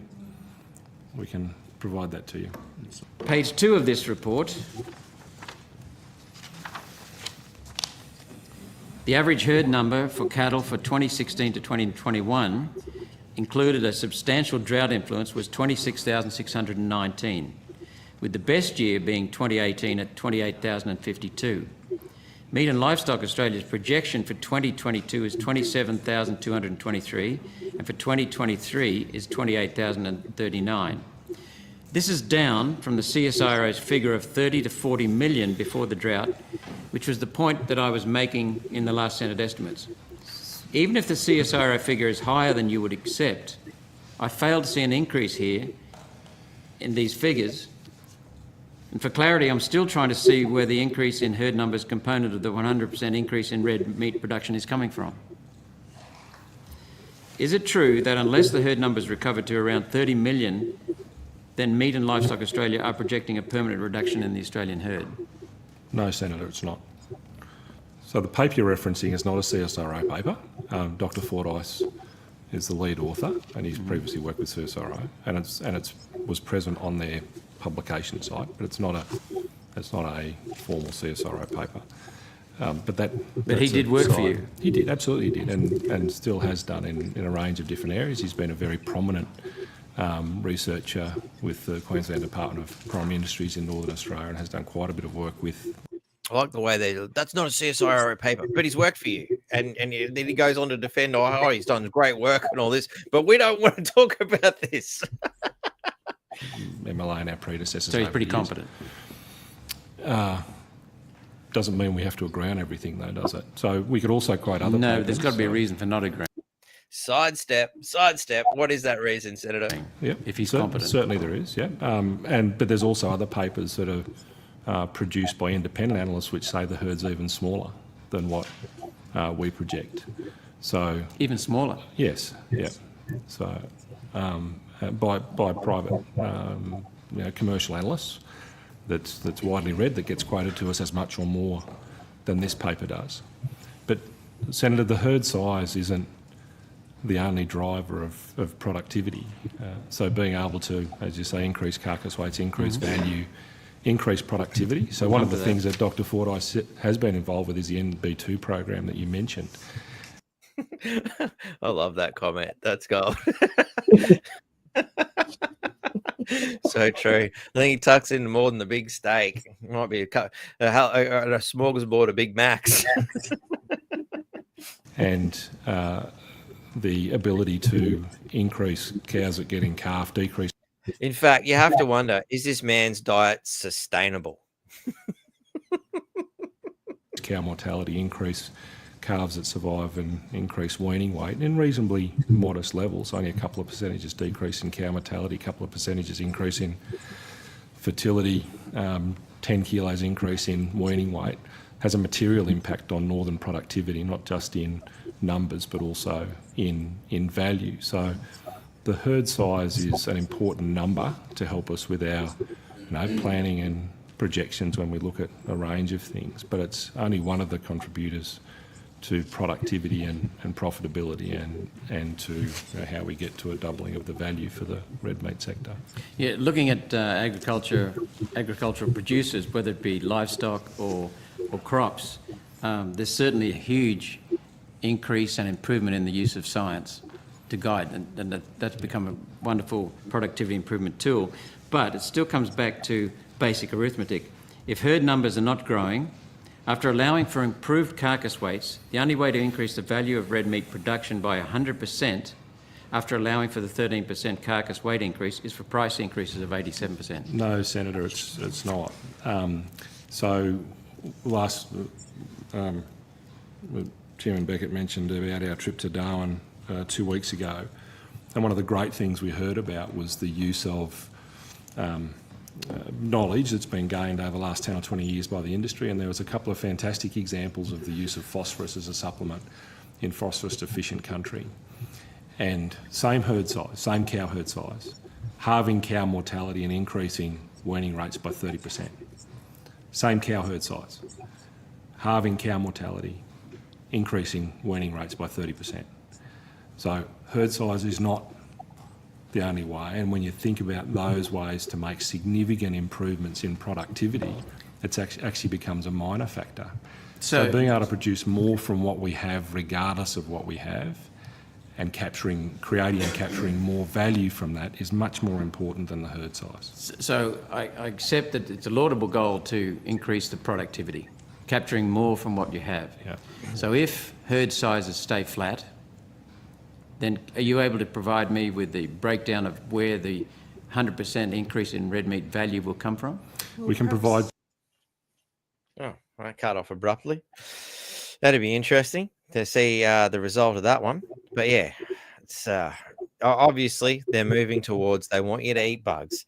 Or even worse yet, for those who have seen the Food Inc. doc, where they start cramming them in the smaller and smaller places. We want to get more bang for our buck.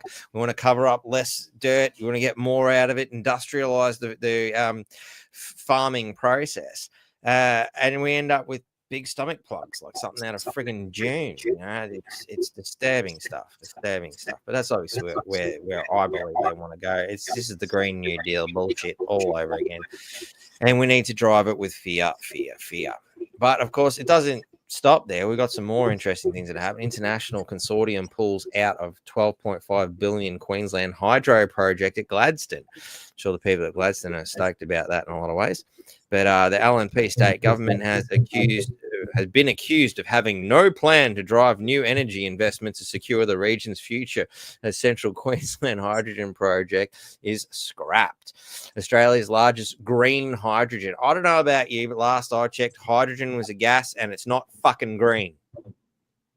Has anybody ever seen green hydrogen? I don't know, Trace, have you ever heard of green hydrogen? No, thought I it was haven't clear gas. actually. No, I Hydrogen haven't. makes heard up. of it.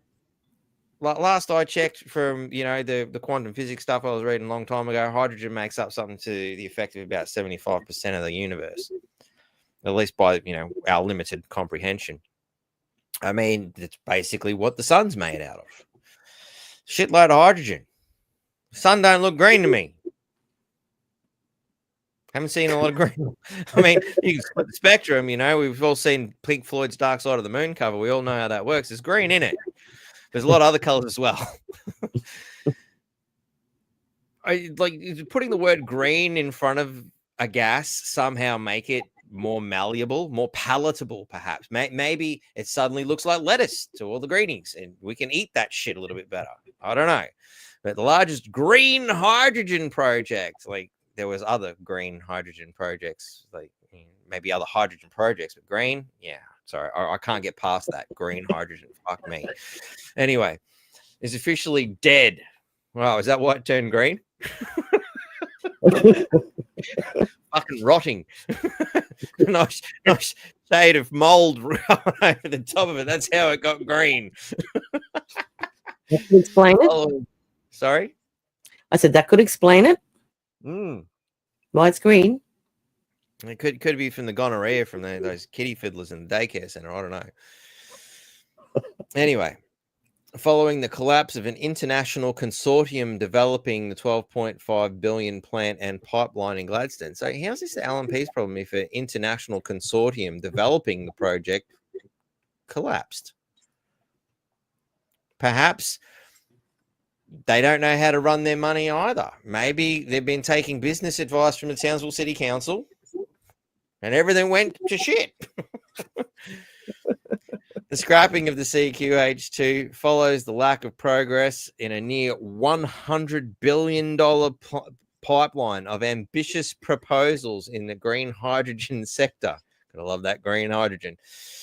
Being championed by Prime Minister Anthony Albanese. Well, do we need to look any further? The Labor government blew out a huge friggin' budget on a project that didn't work because the people who were organising it fucked it up. See, if you put these things in a reverse order, it makes a little bit more sense, doesn't it? It's just some more of the backwards reporting of Townsville fucking Bulletin here.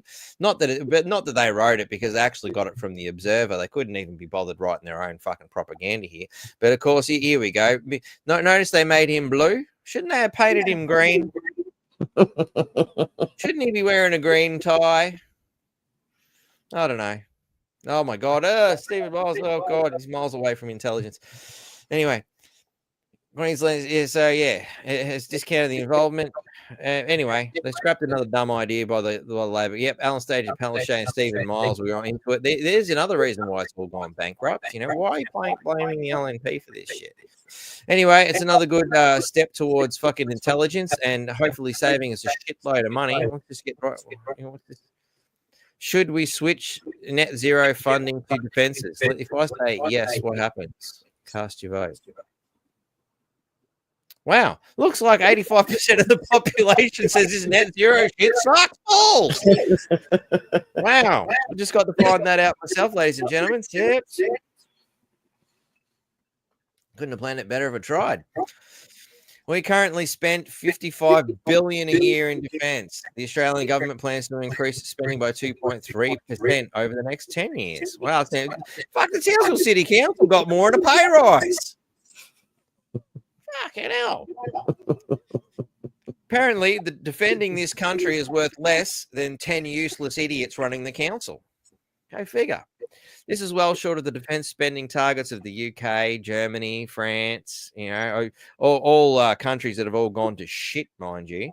Anyway, to lift our defence spending to the planned 2.3%, we have to increase spending by almost $10 billion per year. Wow. Well, I can think of a few people's wages we can suck that from. But anyway, get the vacuum cleaner into the government pockets instead of ours.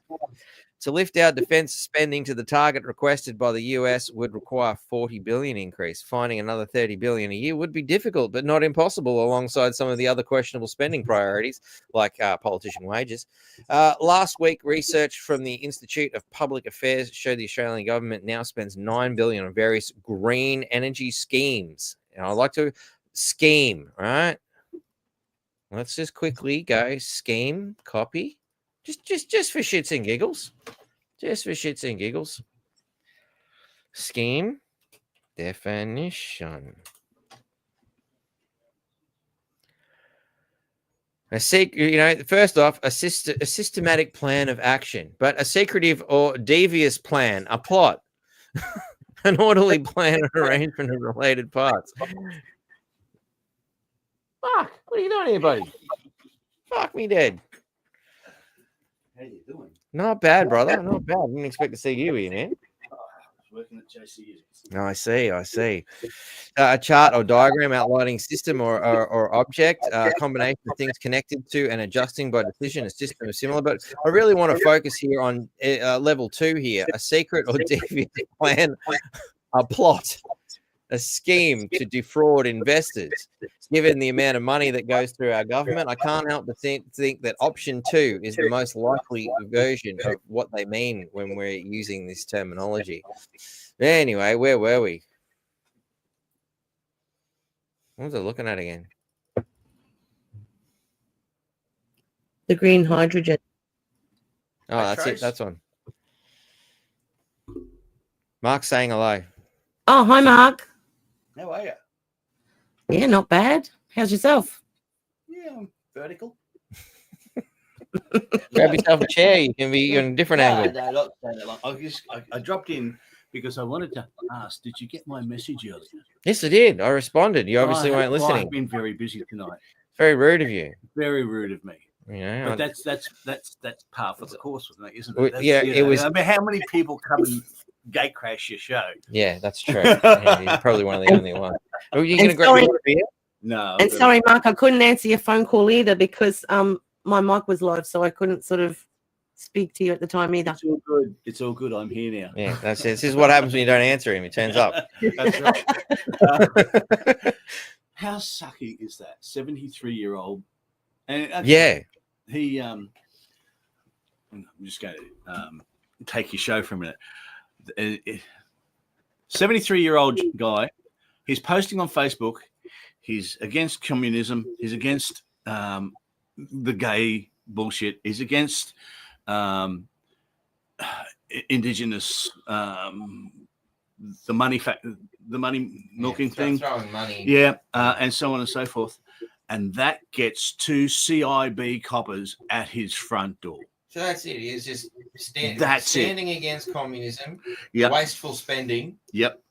and promoting ideologies that would go against standard religious practice.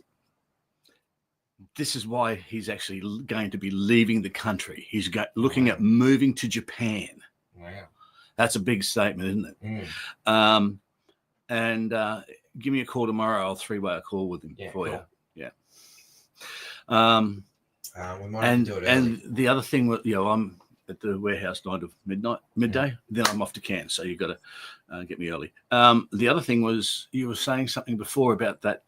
Was it the gas thing down in Gladstone? Yeah, we were just talking about it. Yeah. Well, of course it's gone bust. It's in Australia. The Australian government wants to screw everything that could have the potential to generate employment. They want us all on the dole. But it's green hydrogen. It says here it's green. It's green. It's better. Hydrogen is hydrogen. No, but this is green hydrogen. No, that's It says it there. That's media Australia's bullshit. largest Green That is hydrogen. It's media bullshit. And special if hydrogen. anybody should know and be able to see media bullshit, it's you. I know, that's why I'm making fun out of green hydrogen. Have you seen what Toyota's done?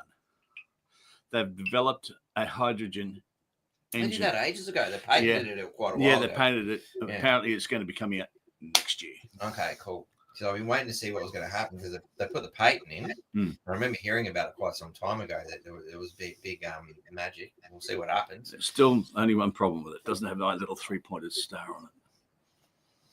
Mercedes-Benz. Oh. It's a lifestyle. That's because they've got the friggin' patent. I'll have to wait for the patent to run out. All right. Good to see you. Likewise, my I'll friend. talk to you tomorrow. No worries. And yeah, I'm off to Cairns, so. No worries. Safe travels. Watch out for all the potholes. All the councils have been working really hard to make sure that they didn't fill them. I actually had, just before I go, I had a mate do a run to Brisbane this week for one of the production companies. He hasn't driven that road before, and he was in shock. He said the vehicle with the load on, he couldn't do 100 kilometres. He had to slow down to 80. That's how bad it is. Yeah. I've nearly been ripped off the road because of the way that road is. Like they want to sit there and tell us that 5 k's over the limit is dangerous, but they don't want to fix the bloody roads, which is really dangerous. Yeah, absolutely. It's madness, utterly madness. Yeah. Anyway, I'll let you go. Have a good one. You too, buddy. Take care. See you, Mark. No worries. Yeah, it's good. I wonder who gave me that. We'll see what else we can find in Cairns. No worries, man. Have a good one, buddy. All right, impromptu shit. That's the way we roll here on the North Queensland Freedom Network. You never know what's going to happen next. Surprise visitors and all. But anyway, I think we get the idea. This green energy went moldy and it died. It's done and dusted. But anyway, speaking of moldy ideas, your brain on Chat GPT. I thought this was a very fascinating idea. Accumulation of cognitive debt. There's a new term, cognitive debt, when using an AI assistant for essay writing task. So the study explores the neural and behavioral consequences of LLM assisted essay writing. Participants were divided into 3 groups: LLM, search engine, and brain only. Each completed 3 sessions under the same condition. In a 4th session, the LLM users were reassigned to brain only group, LLM to brain, and brain only users were reassigned to LLM condition, brain to LLM. A total of 54 participants took part. So not much to go on. It's only 54 people. I think you need a bigger sample size than that. But anyway, took part in sessions 1 through to 3, and 18 completing session 4. We used electroencephalography. I just made that word up, I'm sure of it, to assess cognitive load during essay writing, and analyzed essays using NLP, neuro-linguistic programming. I'm guessing. I wish they'd put a friggin' definition for half these friggin' things. You're just supposed to know what their acronyms mean. It pisses me off when they speak in alphabet. But anyway, as well as scoring essays with the help of human teachers and an AI judge. Again, you can put artificial intelligence. How lazy? Like, reporting's gotten really lazy across the groups. And here we are, more acronyms: NERs, N-grams, patterns, and topic ontology showed within a group homogeneity. EEG revealed significant differences in brain connectivity. Brain-only participants exhibited the strongest, most distributed networks. Search engine users showed moderate engagement, and LLM, basically people using friggin' AI, displayed the weakest connectivity. So fundamentally, relying on technology to do everything for you actually decreases the amount of neural activity in the brain, is the way I'm interpreting this. And it makes sense because, in my studies of memory engrams and getting your memory to work, you have to continuously access the memory. You have to continuously. That's why repetition is a great way to learn. Where you're just going, AI, answer the question for me. Not only are you virtually not engaged at all, you're not re-engaging. You're not going back to check things. You're not cognitively building neural pathways. You may build a brief neural pathway, but for that neural pathway to strengthen, it's like you got to take it to the gym. You got to take your mind to the gym. You got to work that shit out. You got to make it strong, and that's fundamentally what's being proven here. I mean, the fact that this article needed to even be produced is, to me, astounding, because it's old knowledge. This is old news. Anybody in any form of education will tell you that, of course, this was going to happen. It is just so friggin' obvious. But hey, we had to point it out just in case you missed it. All right, so another part of the green new agenda is the smart ESG compliance, turning regulation into strategic advantage. So as forecast by so many people, I can summarize this really quickly. Compliance is core business infrastructure. That says it all. If you do not comply with the Green New Deal shit, you will not be able to be competitive because we're going to price you out of the market. Sum that article up really quick, but hey, you can go and read the whole friggin' article if you want. Whole bunch of shit, but I just summed it up real quick for you. You can go to the Financial Review and suss it out. Smart ESG compliance, turning regulation into strategic advantage. Only to those willing to play the game, though.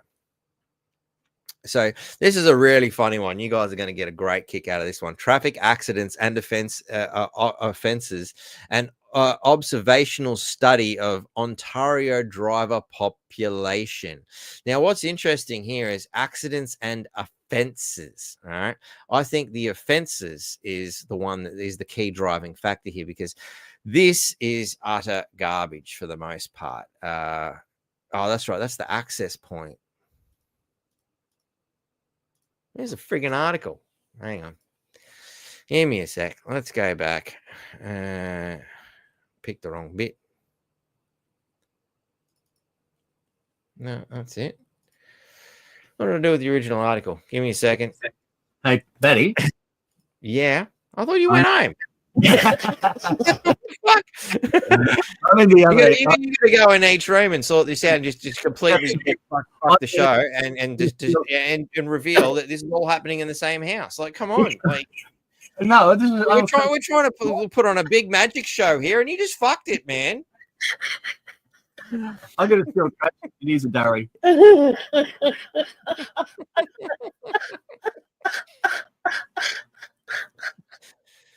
So you come to tell me that you're going to pinch a diary off Tracy's. That's it?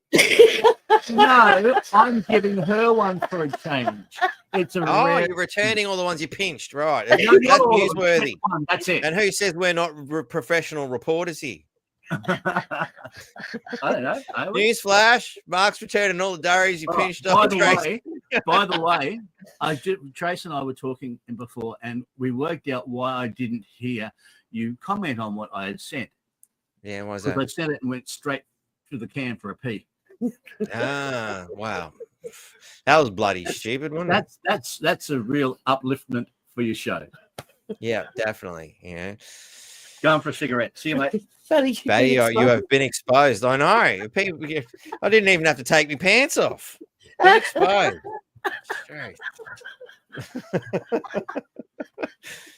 Yep, that's the quality of reporting we have here at the North Queensland Freedom Network. You know, diaries are being returned, and I've been exposed without taking my pants off. That's how we roll. Mate, every studio needs a tech room. Tech room, yes, we do. A whole tech team, you know. So sometimes on the road and promptly at the door.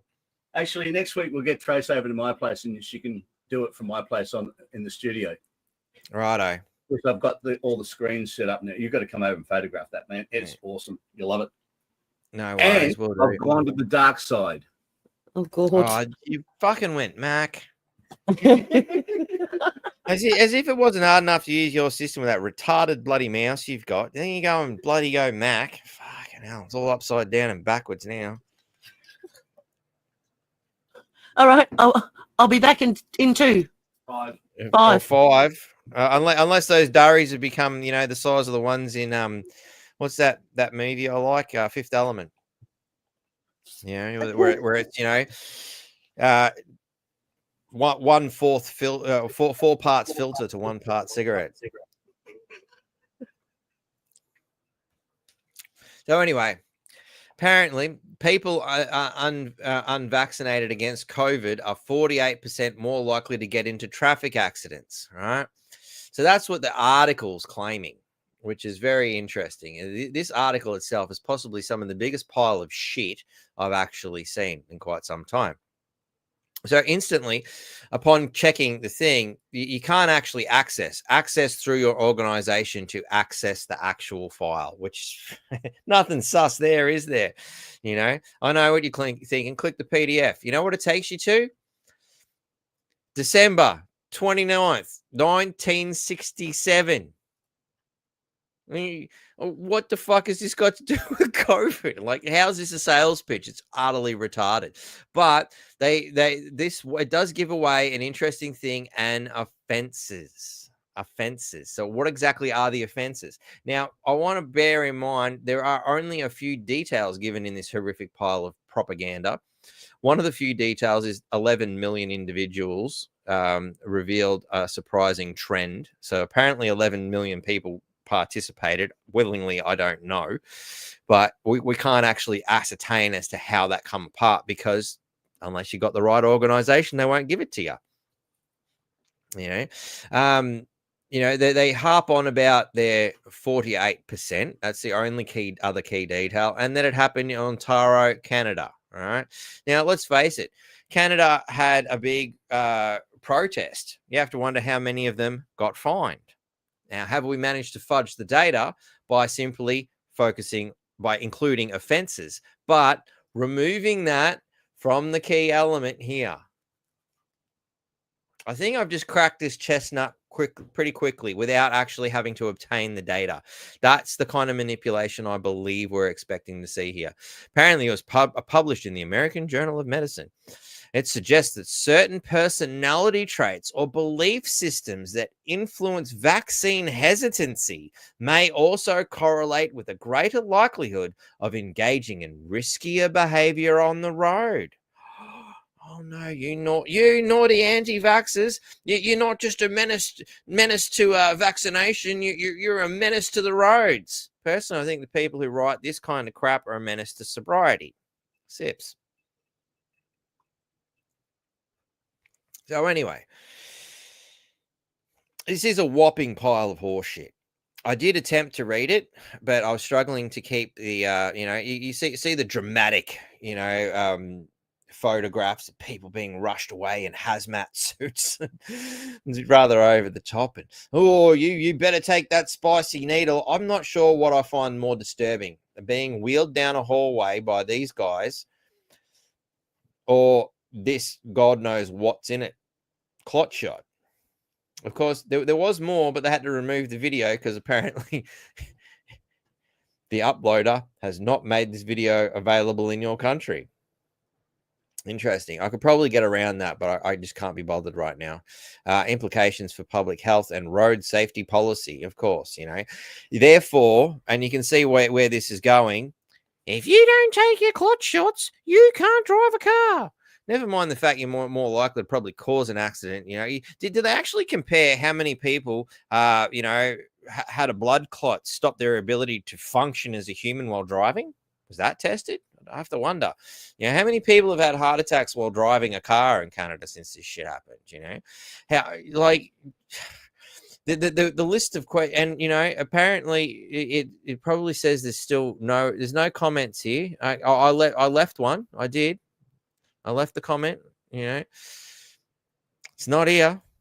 You can post a comment, and you got to wait for it to be published. But by the this mob, obviously, you get to pop in your comment, and we'll decide whether we post it. No comments, none. You can imagine that I wasn't the only person to post a comment about how ridiculous this pile of tripe is. But anyway, I thought that was amusing.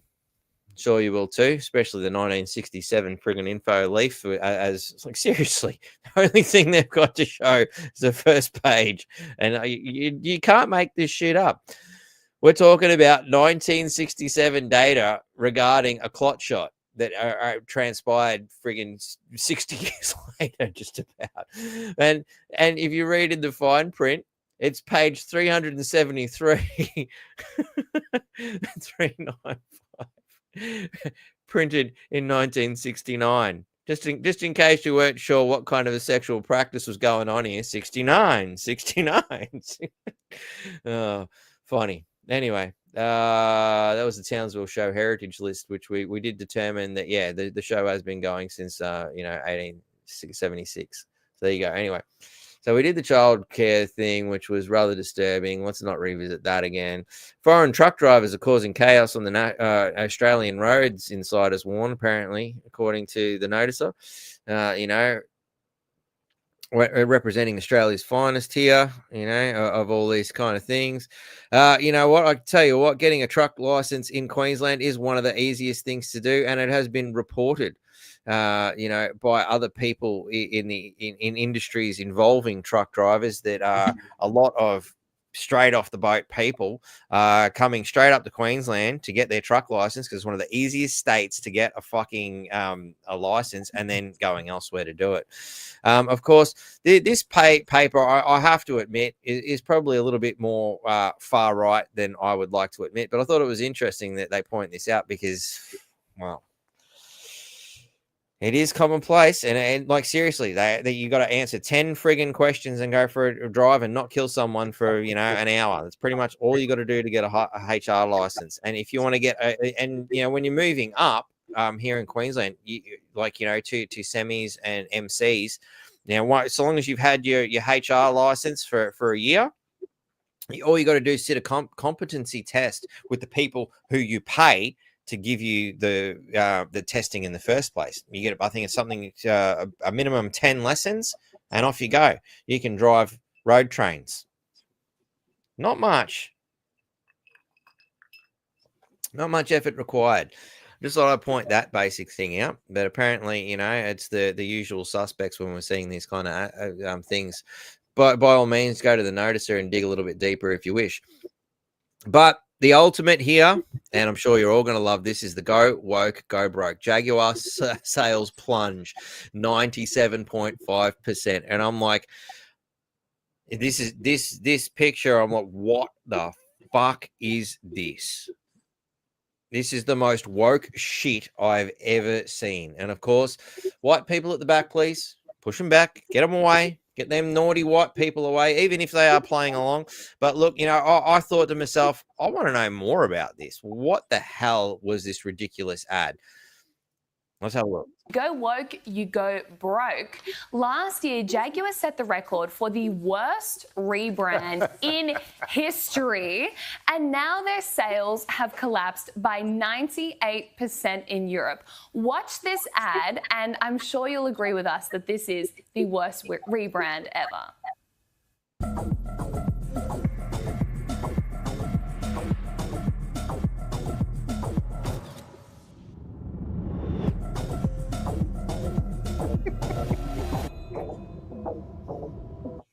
You're ticking every woke box here. You've got the androgynous weird things on like some foreign planet. I mean, do they even sell cars? From this ad, you wouldn't know. You wouldn't know.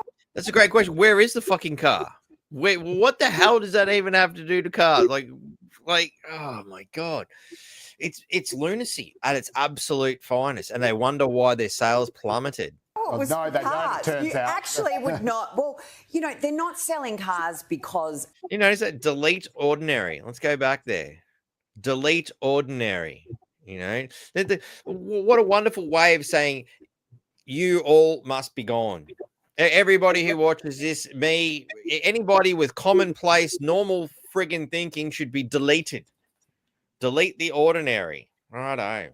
You know, they're not selling cars because apparently the cars that this was all designed, this advertising campaign was designed for, are so far behind production, they're actually not even there for them to sell because they've gone... Well, I've got to ask, because it just dawned on me. Like, let's go back to this fucking weird looking thing. This thing. I'm not sure if that's a dude or a chick. It kind of reminds me a bit of that fucking that butch bird from what's the one with the dragons? Where are you, Trace? I need somebody to help me out. Yeah. Cool. That TV show with the dragons and the hot bird. No, I don't know about the dragons and the hot bird. Game of Thrones. Sorry, the Game of Thrones. The big butch bird from Game of Thrones. That's what it reminds me of, but I'm not sure because it's kind of got this weird Marilyn Manson vibe about it too. Well, what's the hammer for? What's the breaking molds? Apparently.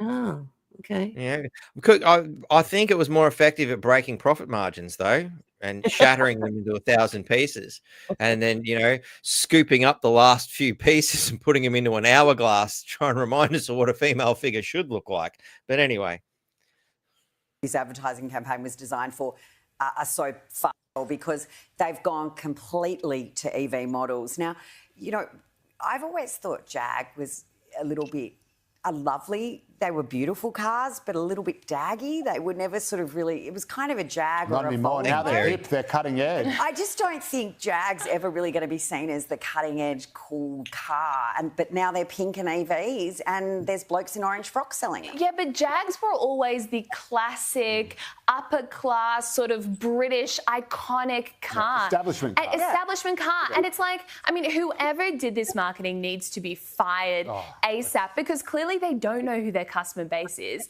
It's not young EV driving lefties that are buying Jaguars, believe me. That's right. And I remember when the ad first came out, and the people, the Jaguar people who commissioned the ad and everything, and the people who did, were like, "Oh no, we're actually really happy with it. Just watch this space. This is part of this whole sort of." And we watched the space, and the space is now. Very, very empty. 98% less than it was. But again, it's just that same thing of, I don't want to sound like an old fuddy-duddy, but it's that same thing. Instead of just saying, listen, this is my story, and I know I'm unusual, and getting people to actually understand trans issues or androgynous issues or whatever, people who want to wear strange latex triangles, whatever it is. But instead of saying, this is the future, this is what everyone is now, and if you're not on board, then, you're an old dinosaur grandpa. And actually, most of us are kind of quite happy to be dinosaurs. Yeah, dinosaurs most of us don't want to, we don't want to dress like the Jetsons. No, and it's also just... Hang on. Don't say bad things about the Jetsons. The Jetsons were not weird-ass trannies. That's offensive. That's offensive to the Jetsons. You apologise right now. Not a nice ad. It's not aesthetically pleasing. It's not a great-looking car either. It's horrible. It's like some futuristic alien car. It's terrible. It's like selling a broken glass bottle as a dildo. That's the way I'm looking at it. It's just some of the most disturbing shit I've ever seen. That's fucked up. Proper fucked up. There wasn't. I mean, yeah. Yeah, I haven't seen anything like before, but I did like Siri Juris's answer there before when it was Thunderbirds all go. Wow. Again, the Thunderbirds were far less offensive, and that actually sold. It didn't lose out. Well, as if they didn't. Well, it mystifies me. Didn't they see what happened to Budweiser? Did they not learn? Apparently not. But I guess at the end of the day, when it comes to absolutely deranged lunatics who have no capacity for reality, they just keep doing the same dumb thing. The fact is that hopefully these people don't breed in any way, shape, or form. Unfortunately, they are recruiting. But by God, I mean that's pretty impressive. 98% loss. Like, I mean, that's pretty much Jaguar's dead. Can they ever recoup from this? Wow. Monumentally stupid. It's like, you know what? We here at Jaguar, every one of us, we're sick of having all this money. Me as a CEO, I earn too much. Let's face it, we can't come up with anything new. Let's just absolutely destroy this company as quick as we can. What's the best way we can do that? And this is what we got. Yeah, stupidity at its finest. I think it's so stupid. We need to come up with a new word for stupid. I don't think stupid is strong enough a term. No, that's true. So, I think we might do a video here. Billboard Chris had a bit of a win. Oh, yes, that's a definite one we need to show. Go ahead. Yep, definitely. I think so. It's always good to see. And another stunning example of why you should fight to the end. In this country, hallelujah. The E-Safety Commissioner, the Chief Censor herself, Julian Mann-Grant, had attempted to silence Chris Elston, known online as Billboard Chris, by ordering him to take down a social media post on X criticising the World Health Organization for appointing trans activist Teddy Cook to an expert panel. Chris took on the chief censor and has won. The Administrative Review Tribunal yesterday ruled in favour of the Canadian and with Elon Musk's X. In fact, the tribunal's Deputy President, Damien O'Donovan, said, quote, "When the evidence is considered as a whole, I am not satisfied that an ordinary, reasonable person would conclude that by making the post, Mr Elston intended to cause Mr Cook serious harm." And I'm very pleased to say that Chris Elston joins me now. Chris, thank you for joining me. Congratulations on your legal victory. How do you feel about it all? I think it's tremendous. To be honest with you, I expected to win, particularly after listening to the so-called experts that the E-Safety Commissioner had brought to the hearing. But this was really a total destruction. All of their expert evidence was basically dismissed. My lawyers are extremely pleased. They think this has a societal impact for all of Australia. And I think this really gives a roadmap for other activists going forward. What's really key in this is that the deputy director even quoted my own testimony where I said that because I believe sex is immutable, I'm personally convicted. I will not use incorrect pronouns to describe any person, including trans-identifying people who identifies the opposite sex. I'll use their preferred names, but I only use sex-based pronouns because I don't think it's loving, progressive, or ethical to lie to a person and affirm that they're something or not, that they're not. I believe that calling a man a woman and vice versa is not only untrue, but has implications for the rights and safety of women and children. And I love that. That is perfect. That it is so well worded in that sentence that going along with this stuff is actually psychologically and sociologically damaging. And he totally accepted that. He looked at the context. He looked at my entire campaign and saw that I've been consistent in this. And my post itself was not about causing serious distress or harm to Teddy Cook. It was about bringing light to a situation where children are being harmed. And we sometimes forget that. This is all about the kids. We have children who are having their natural development stopped with puberty blockers and cross-sex hormones, and they're getting surgeries because they've been taught a lie that they were born in the wrong body and need to be something they're not. That's abusive. That's the serious harm. That's what we always need to come back to. Yeah. And I think for everyone battling this censorship in Australia, they can feel safe now calling a man or a woman a woman. And as they should, but this is the problem with the debate in this country. The E-Safety Commissioner, putting it aside, I mean, she's been on a censorship warpath, but the ruling found that you had not intended to harm anyone. And this is the problem, because we should be allowed to have genuine conversations and genuine debate about what is going on in society, and that, of course, includes a gender debate, without being threatened with legal action and told that we're causing harm. Right. We should be able to talk about anything in society. And when kids are coming to harm, obviously we need to talk about that more. But the tendency all across the West, not just in Australia, has been to cancel people, to fire them from their jobs, to instill this entire regime of fear being pushed by these bureaucrats, unelected bureaucrats in the case of Julian and Grant, who only censors us in one direction, which is in favor of trans activism and against people who are talking reality and who are actually looking out for these kids and for women who are being harmed. So I think this is a tremendous victory. We're stacking up some wins against these censors across the globe. This is, I think, the third victory against the E-Safety Commissioner. They keep throwing money at this, though, because they have inexhaustible resources. But we have something they don't have. We have the truth, and we're just going to keep spreading it because the truth spreads for free. Love that.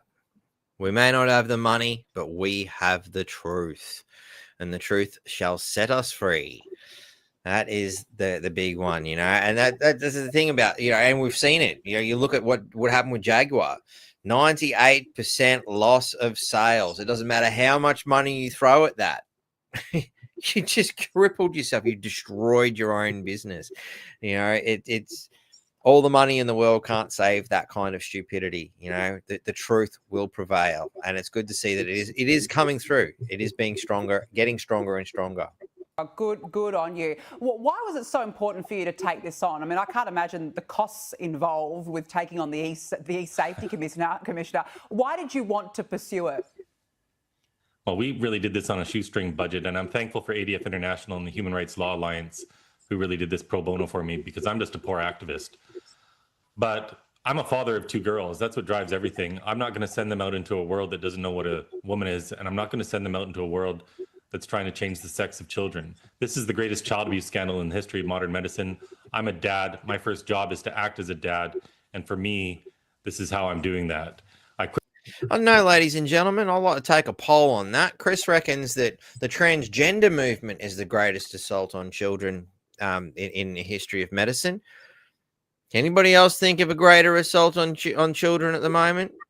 Perhaps pushing certain products that may cause grievous bodily harm, even death, as a side effect, allegedly side effect.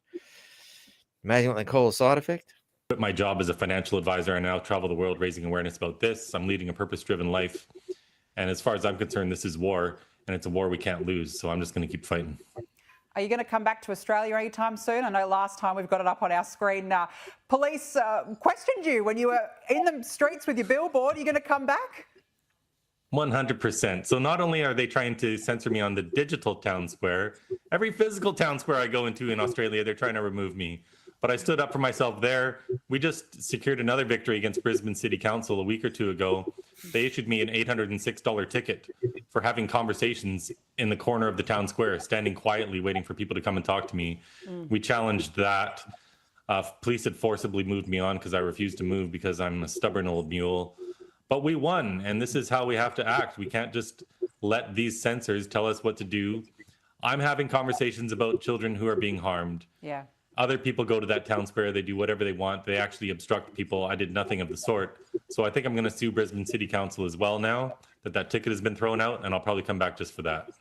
Well, I'll tell you what, I think it's a wonderful win that you had yesterday. Good on you for keeping up the fight. And you're right, we need to talk about this. It's a very important topic when it comes to gender. So congratulations and good on you, Chris Elston. It's nice to speak with you. Thank you so much for joining me on the show this evening. Really appreciate it. So anyway, there you go. Billboard Chris has done what more Aussies should be doing. Amazingly, I'm astounded that Mark's here telling me somebody here in Townsville, 78-year-old man getting knocks on the door by the coppers. Wow, straight. I'm doing this podcast. Guess they're not game enough to come have a go at me. Probably find there'll be a camera in their face and I'll go straight to fucking Facebook. Anyway, other thing, I was going to... Should we do the Operation Dragon thing? You go ahead. Go. I was just going to say, Mark, I actually watched when he was, because he films himself and he puts them up. So he was filming that day that he was actually in the Brisbane CBD and he was standing there quietly, not talking to anybody, not confronting anybody, just stood there with his board on. Yep. And a couple of people did actually sort of have something smart to say to him, but he was just nice, polite and trying to engage them in a conversation to get their point of view. Yeah. When a council man turned up and said that he was breaking council laws by being there. So that's when they, and then because he wasn't, and he was trying to get him to move, he wouldn't move. That's when they brought the police in. And when they took him, then they physically removed him out of there, under the car. And that's how he got that fine. He wasn't actually charged as they were going to charge him at first. But then they decided to just give him a fine, that's why he said he's won that now. But they said that he was, I can't remember the words that they were. It wasn't inciting, but being sort of out there and aggravating the people that were out there shopping. Yeah, disturbing the peace or something. Yeah, he wasn't walking up to anybody. He was waiting for people to walk up to him and talk to him. So exactly, it's not like he's one of them lunatics who fucking glues themselves to friggin' roads and blocks traffic. He's just peacefully standing there with a billboard on him. So the only time I can think of people standing there with holding a billboard. I mean, we see here in Townsville, there's that woman who stands there out front of Stocklands, every now and then. Jesus saves with a big friggin' billboard. I don't see anybody arresting her. Yeah, exactly. Yeah, she's there quite regularly, and look, I don't care. Look, you think Jesus saves you? That's great. Actually, you'll never believe this, but I was going through the cupboard the other day, and I found this old jacket I haven't worn in ages, and I put it back on. I tapped the pocket, and I opened it up, and it was fucking Jesus. I found him. It's all good. People have been looking for 2,000 years. It's all right. He's in my jacket pocket. Sips. Excellent. Glad someone found him. Yeah, people have been looking for him for ages. I know it's a bad joke, I know, but yeah, so, I Anna, mean, best of luck to him. But yeah, so Anna, I think asked the question: was it just on transgender? What he's Yes. trying to get out there to the world is it's the everything that they're doing to the kids. So they're behind parents' backs in schools. They're getting them to keep these secrets, especially a lot over there in America. They're changing their genders, their as in on paperwork, their names, without the parents even knowing. There's some parents have already taken some of the schools over there to court over this. So he's sort of out there. It's about the puberty blockers that they're giving to these young children who can't really make up their, make an informed choice at that age. And they're doing it. It's happened here in Queensland too. Like, I mean, there was in Cairns, we had the same situation where people coming from, in the education system are guiding young kids off to do these things against their parents' wishes. I mean, you can't have a child go on an excursion without the parents signing a form or a guardian of some description to say the school can take them from the school to the friggin' zoo. For educational purposes, but these people can interfere in their well-being.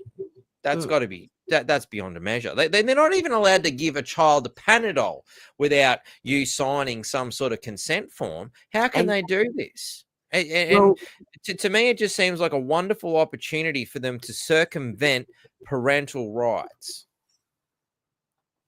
Well, this is what they're doing, and I haven't heard so much of it here in Australia as bad as what it is in America. There was a man over there who split from his wife. It was a little boy that he had. And when the son went to his house, he would send him in his normal shorts and school shirt and everything to school. But when he would get to school, the mother had supplied a dress. So the teachers would then send him to the toilet, and then he'd go in to get into his dress, and he'd wear his dress for the day. So this is what they're doing over there, and it's confusing a lot of these children. So this is why Billboard Chris goes out there.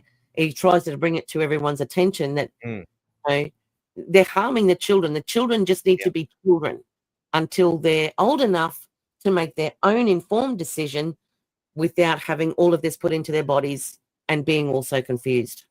Yeah, definitely.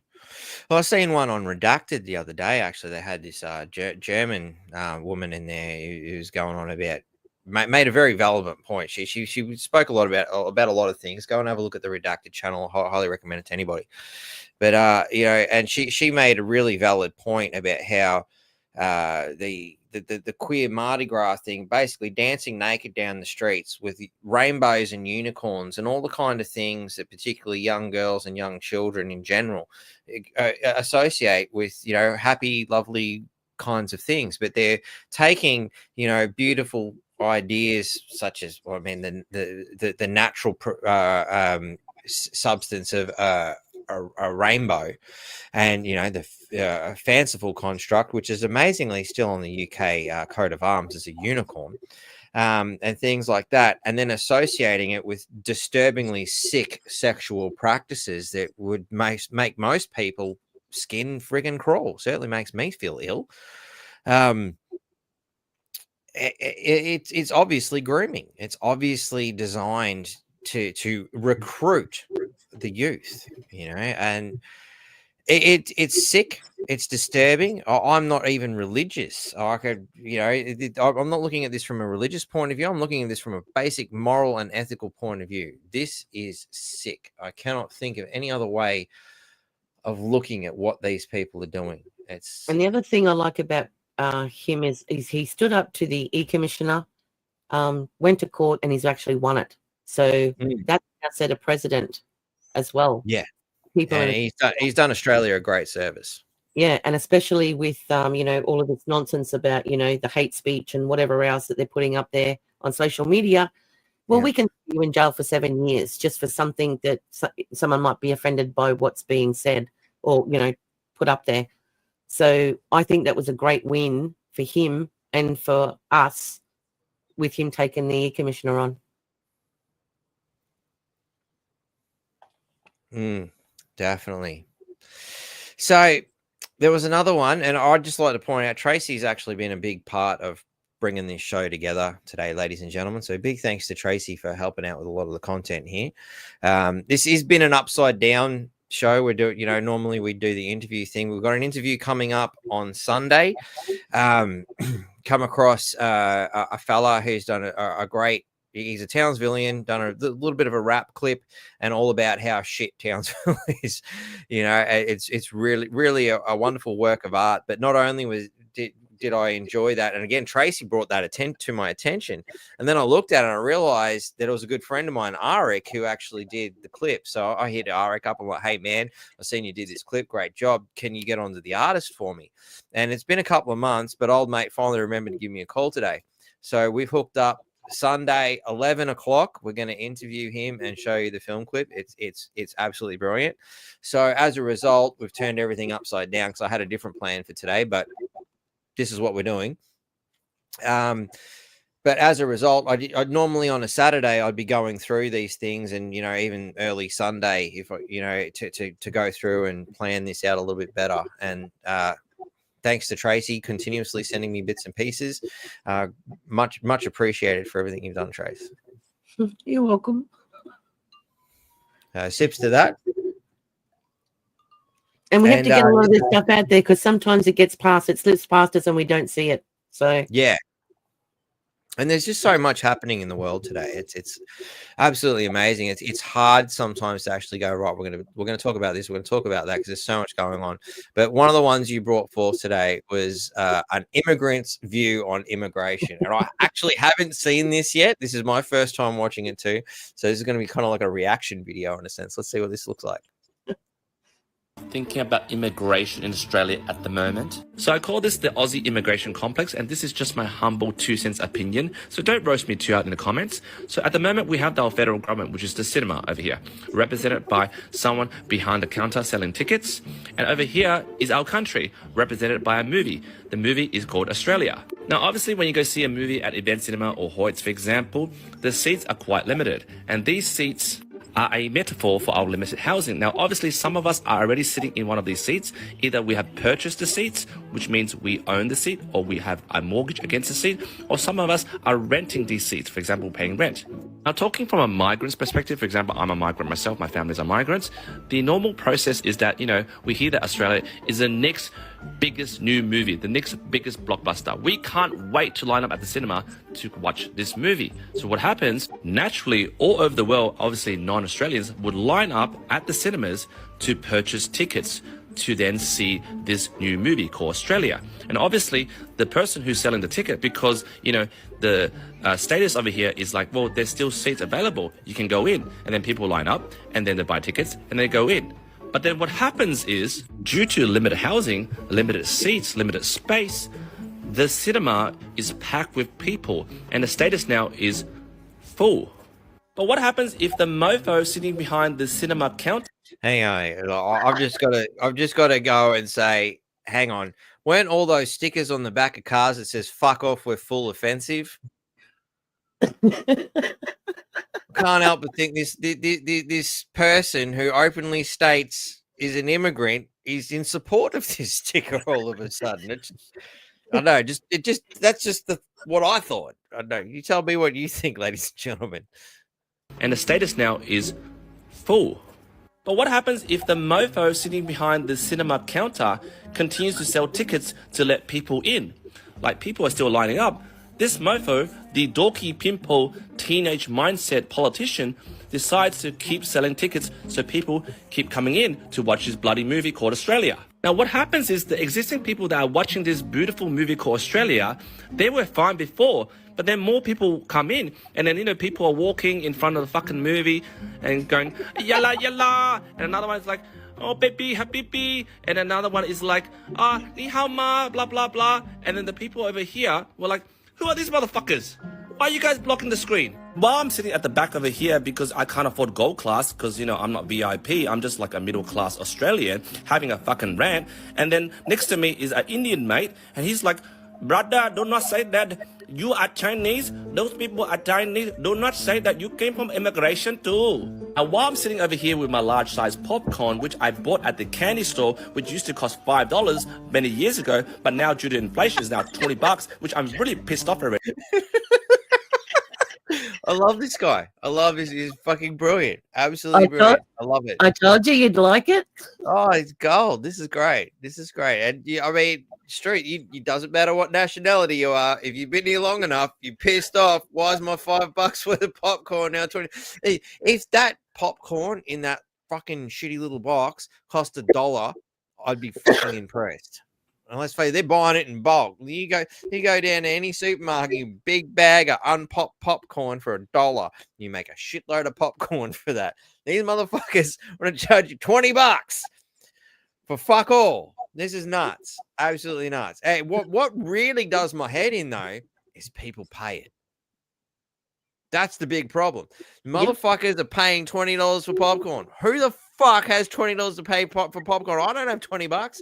You were at the show. It wasn't the show. It was the circus. And I think I was charging $25 or something for popcorn. I'm looking around going, well, that's easy. $100 for my family. $100 for fucking popcorn to feed the family. You've got to be shitting me. Guess what? Nobody got fucking popcorn. I'm sorry. I can't afford it. Got to pay for government because we're in a, what's the quote, ladies and gentlemen? Tracy, help me out. What's the quote of the day?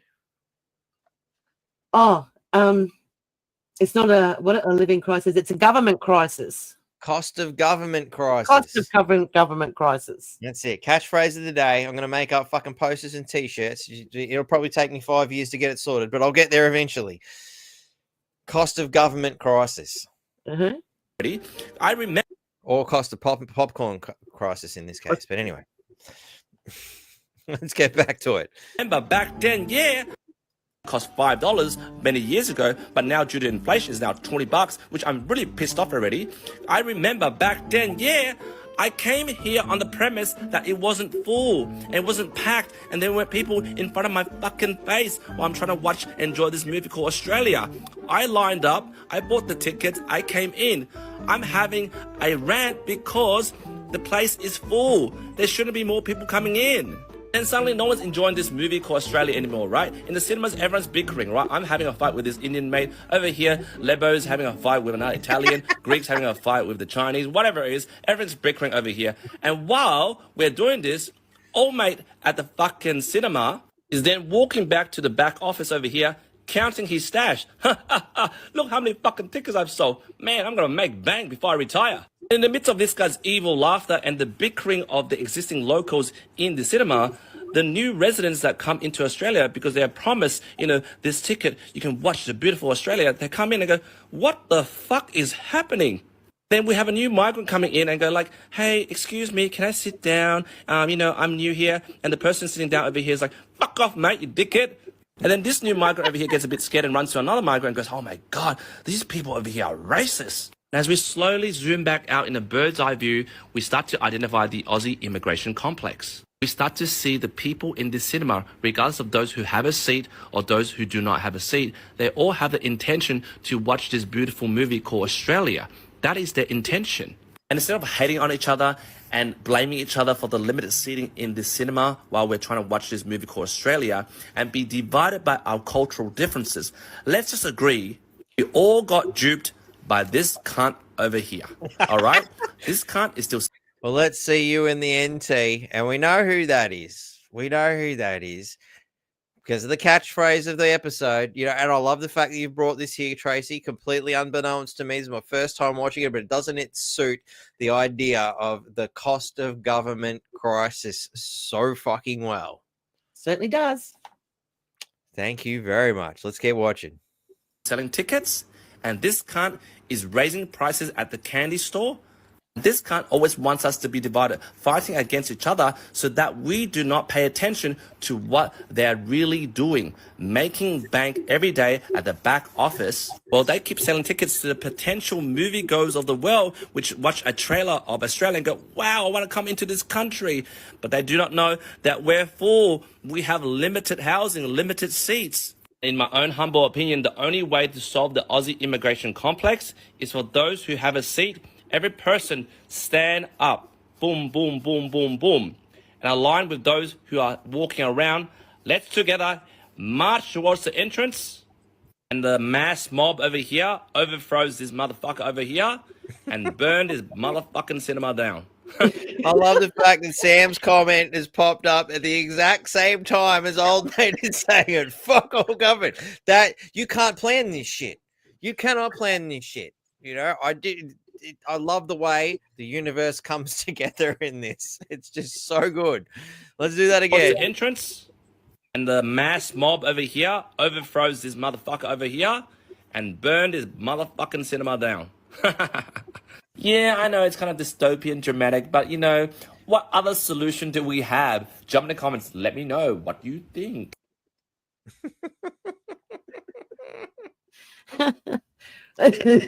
I thought it was pretty good when I saw it. That's Sam, why. that might be taking it a bit far, but you know, anyway, each but- their own. But it's one analogy of it, I suppose. So can't explain it any better than that, though. Really, can he? Yeah, it's a brilliant analogy. Old mate's done a great job there. It's absolutely brilliant. And someone You just know? asked, can you put up the link to it, Mark? I think you've got the link there, haven't you? Yeah, the link to it. You sent it to me on Telegram, I believe. And I can from yep. I can't remember who asked. Someone just asked before, was there a link to it? Hang on a sec. Let's I'll just stop sharing that button. Let's forward that to the North Queensland Freedom Network Telegram page. Now has that on it. On there, you'll also find a very important date here for the local residents of Townsville. Even if you're not local, if you're just from down the road or whatnot, and you want to lob up and say g'day, we have fun facts about fluoride thing. It was actually kind of something that I was going to do. It was actually start. I was going to do a run through of what I would do as a presentation, and then take it and then cut it up. But we ended up on a whole nother tangent. That's just the way life is, I guess. Where is it? Where is it? Where is it? Yep, there it is. I open this up. Waiting. Here we come. So, facts on fluoride. Is fluoride effective for dental health? Is fluoride safe for long-term ingestion? Does the cost of fluoride justify the results? Well, if you didn't ask for it, why should I pay for it? You know, again, it's a service being forced upon you, is what I would look at. But yeah, Tom's Tavern, Nathan Street, on Sunday, the 20th July. 3 p.m. Everyone is welcome. Anybody inquiring, you need to mcdfe008 at protonmail.com for inquiries. If you want to book a ticket, come along for that one. I'm unable to make it physically. I will be putting together a video presentation. Like I said, I was planning on doing it live here and then, you know, killing two birds with one stone, but we ended up with a whole nother podcast instead, particularly when Tracy's like, hey, have you seen this thing in the show thing? I'm like, wow, we've got to fucking rip into them. Got to give that council that good kick in the butt that they deserve. So that's something to be considered. There will be a video presentation. Get in there and support everyone. It's a wonderful event, and it's a wonderful way to save money for the Townsvillian people. Not to mention that we've looked into the fluoride thing, and the Townsville City Council have openly admitted by default, they have taken the admission by their own inaction, which is just what they do best, inaction, that they have actually broken the law. They have admitted that to me by failing to answer the basic questions of, can you follow the law itself? can you stand by the basic principles of an evolved civilization, which is weights and measures? Can you adequately measure out the alleged medicine that you are forcing down everybody's throat by pumping it into the water supply? No, they cannot. I can openly say they are lying to us, and God knows how they're actually administering this, because they cannot provide any proof of it. And I am working on the next phase of it. Don't you worry, ladies and gentlemen. I'm not going to say too much because I don't want the wrong people to know exactly what's coming.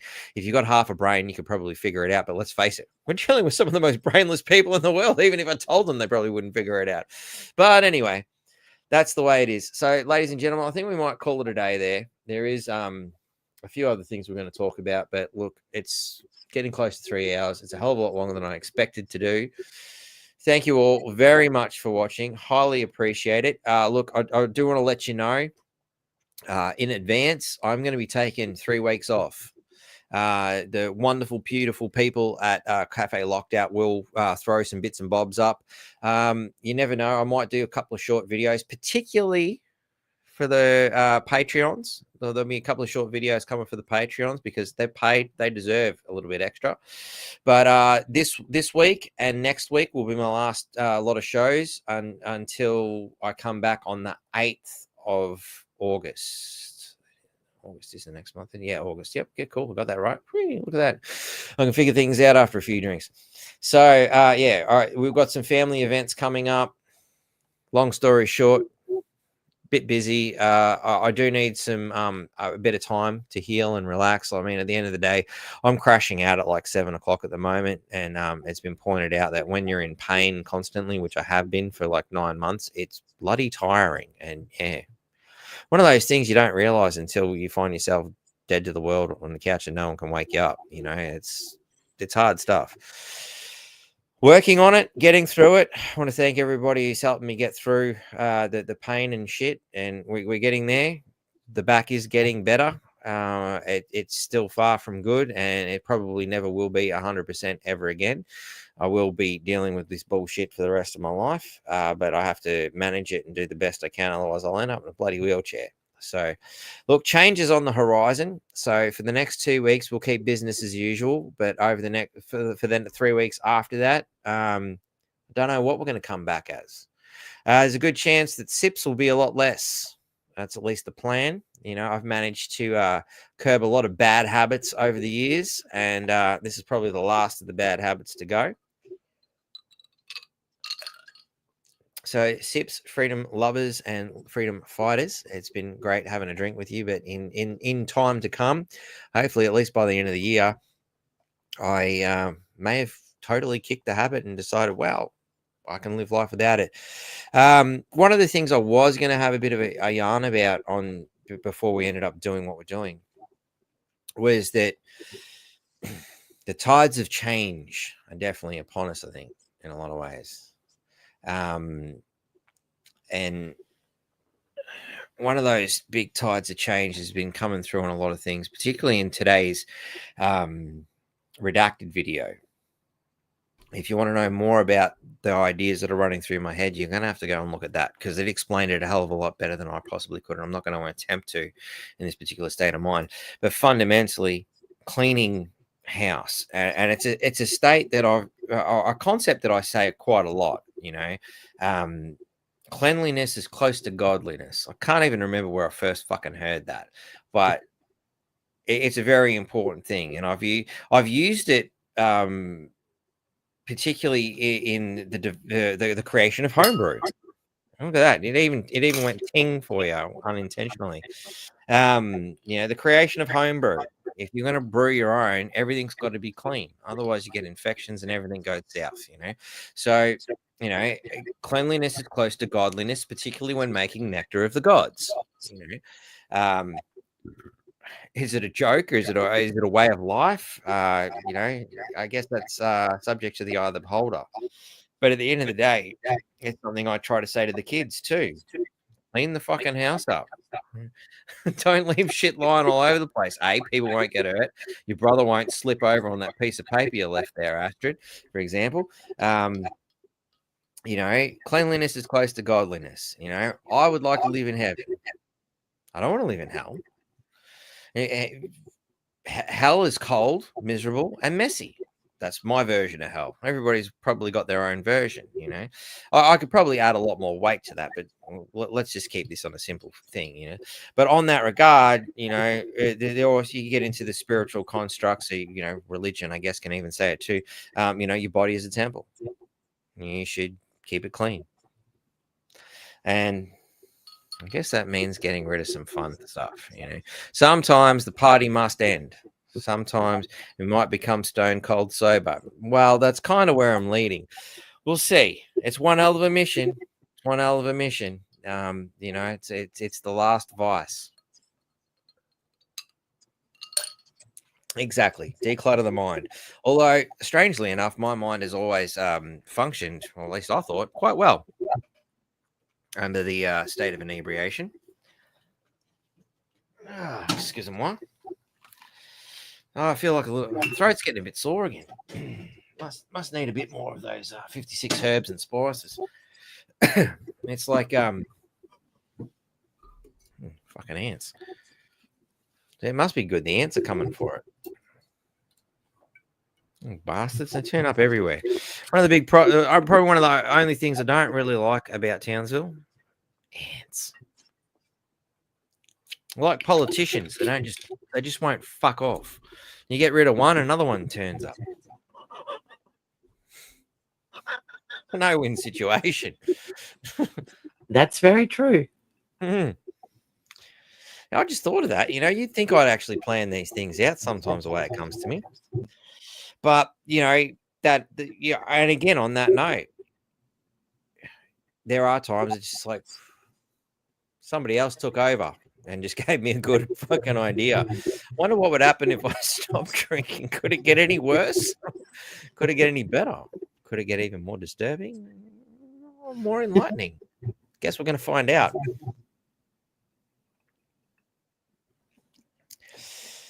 So I was too toasted for Sam to get normal. Yeah, sometimes I think the same.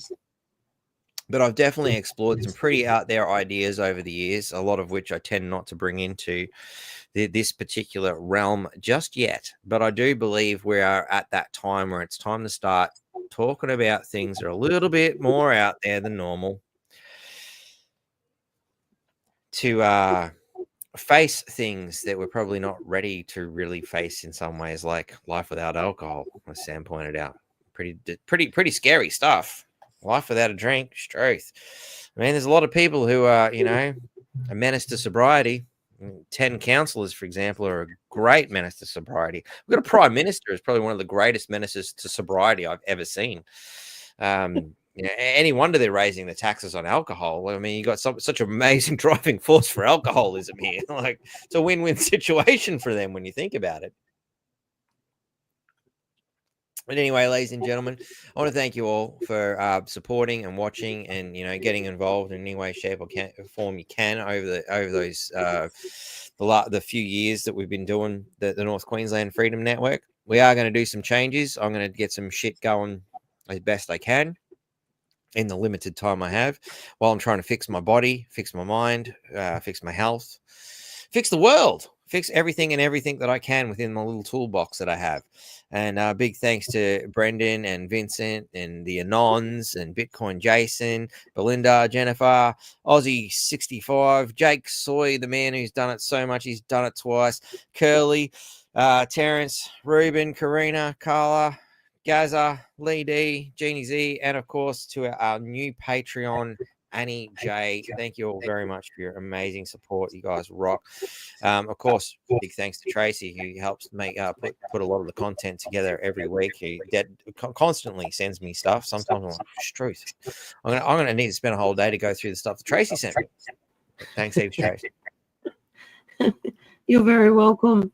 And can I just say, just take this chance. I saw Sam put a comment up way earlier, and he just about when we were talking about with Billboard Chris, and he said about it's about, you know, protecting the children and the animals.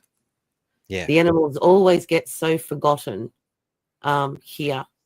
And I'd just like to share this little quick story. I was out shopping last night, picking up some animal food, standing in the aisle. I just happened to speak to a gentleman there looking for some food as well. And we sort of got talking. I told him I do animal rescue. And this gentleman then turned around and spent $30 on some animal food for me to help with the rescues that I have. So, I was just so appreciative that somebody just out of the blue, after just me saying, about me rescuing these animals, I've got a new batch of kittens somewhere in the yards behind me. I can hear them. I can't find them yet. So he supplied me with some kitten food, and I just thought that was wonderful. So I just wanted to say thanks, Sam, for remembering that we also do have the animals out there that need to be looked after, that are so forgotten. Their homes are being ruined. The possums are losing their homes, just everything when they're, this new city that they're building down in New South Wales. It's going to, animals are going to be disappearing left, right and centre. People can't afford to feed them. They're dumping them everywhere. And a little bit of kindness goes a long way. And look, at the end of the day, it's just life in general. Particularly being out in country as we were last week. Just looking after country, looking after our environment, everything. There's it's one of those things. It somehow got stuck in my head as a young fella that even inanimate objects carry a life force because of your interaction with it. And I'm probably going woo crazy shit for a lot of people here, but for instance, this little bottle here has been loved and refilled and drunk out of so many fucking times that the energy has been absorbed into this. Is a lot more than what it would have been when it was first manufactured. Even inanimate objects have energy, what's a ghost, for example? Geist,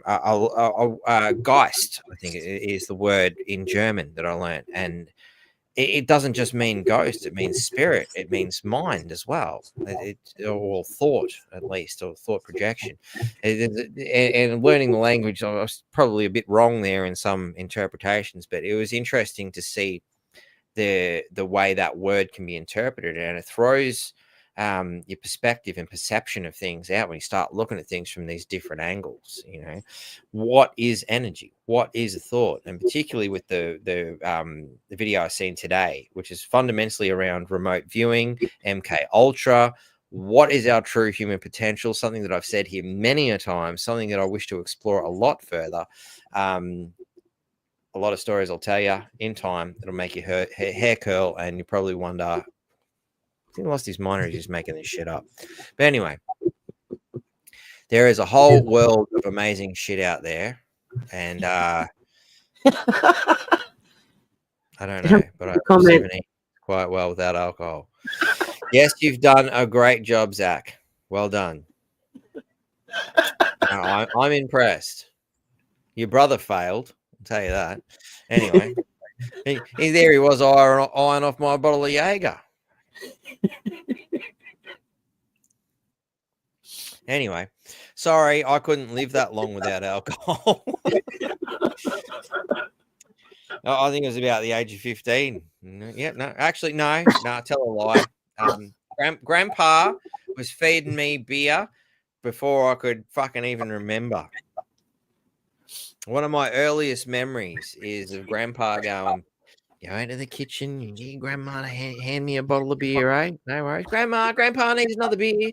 She opened the big fucking old clunky bloody thing, where you had to grab a hold of it with two hands, reef the bloody thing away, this giant steel box thing, rip out a beer. I run in with two hands, holding this giant friggin' beer, give it to Grandpa. He cracked that tinny, ripped that ring off, and neck that fucking thing. He never seen a man look so bloody happy in all his life, eh? And then he'd go, you want some? And of course, why not? I'll have a crack. Even though every other time I taste it, it tastes like fucking shit. But I get a good laugh out of it. Everybody laughs at the funny face I make, so I'll keep drinking it. Sips.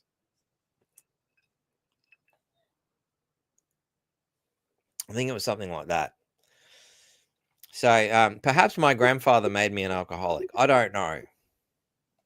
So yeah, I didn't even last 2 years on this earth without a drink. Sorry, Zach, you beat me. But hey, maybe if I start now. Who am I kidding? Sips. Couldn't even last 10 seconds. There you go. All right, ladies and gentlemen, that's all there is. If you want to make a contribution, as Tracy does, if you want to put a show together, if you got something awesome you want to tell the community about, you drop me a line at nqfreedomnetwork@protonmail.com right here, right now. Don't fuck around. Get right into it. Now, if you're into crazy woo-woo, weird-ass shit like I am, the Gaia Network is a wonderful place to go to find crazy woo-woo, weird-ass shit. 7-day free trial. Check it out if you like it and you found some crazy woo-woo shit and you want to know more about it, sign up. Hey, you help yourself and you help me. Great place to go. Are you interested in shares? Maybe you've seen this at the beginning and you want to turn this off. Go right ahead. I'm doing it again because you know what? I use this stuff. This is a wonderful way to buy shares. I thought it was a great way. As soon as I signed up, using a link from someone else, use this link, Mark B228. You get $10 to spend here in Australia and a share in America. I got a $60 share, $60 American share, which is about $100, I think now, for free, just for transferring money into an American account. And I went and bought some Tesla stocks while they were really down, and now they're going up. So it worked. Check out my good friend Darren Dixon's work at Constitution Watch. You won't go wrong. And you can also find oh my God, I've gone blank. How is this possible? Sips. Straight to that. Anything to do with it? It's a distinct possibility. But anyway, it was the solemn league and covenant of the people of the Commonwealth. And you'll find that there at Constitution Watch, along with a lot of other really cool shit. Darren really knows his shit. Known him for 20 plus years now. We've been diving down rabbit holes for a long bloody time. And not many people I would trust more than him. Obviously the give, send, go stuff to look after the wonderful doctors, Beverly, and help me out, Trace. What's the other one's name? Oh, no, I can't remember. Sorry. Well, 2 doctors. There's one. There's the other one. Check them out. If you need a link, just send them to me. And, of course, we've got links in the description there for Bitcoin if you want to do it and help people out. That's the email that I believe works for the Solemn League and Covenant for those who are having trouble. Let me know if it actually works because some people are saying they're having trouble. I'm not sure why. It's a bit of a mystery to me. But I don't need to go through those fields. I have different avenues. That's probably why I don't know. But all that aside, do considering becoming a Patreon or at least reaching out to help out financially in some way. Look, ideally, if I can make enough money to survive on this, imagine what I could do. If I didn't have to waste somewhere in the vicinity of 10 hours every day, working a shit job. Well, it's not really a shit job. It's just a shit kicker job. Probably a better way, Imagine what we could fund. Imagine what we could research. Look at what we achieve in a short amount of time. What could we achieve with more precision, with more time? Actually present you stuff that doesn't take 3 hours. We could condense it into small things, make it nice and easy, and reach more people. But, why do we need the money? Why? So, this is it. The last resort. You sure you want to go in here, man? Why not? I know this much better place down the street. The girls are cleaner, the liquor ain't watered down. Sure, and you get kickbacks. Hey, man, I got 5 kids to feed. Take him to the dentist. I couldn't have said it better myself. But, that's the way it is. If you can help us out, that'd be great. Things are going to change. Going to do my best. I think I covered it all. Anything else we should say, Trace? No, I think that's about it, Mark. I think we covered a lot, but it would definitely help out because then it would stop me from having to ring you every couple of days going, hey, Mark, I sent you this. You need to have a look at that. Hey, Mark, have you heard about this, mate? Yeah, it's even better. You send that stuff to me and you still got to call me and say, hey, I sent this to you because I'm so fucking busy. I don't even get a chance to check. So exactly. No, thank you very much for all that you do to help us out here, Trace. It's amazing, and you do it for fuck all, like we all do. You know, we You're all very fuck hard. welcome.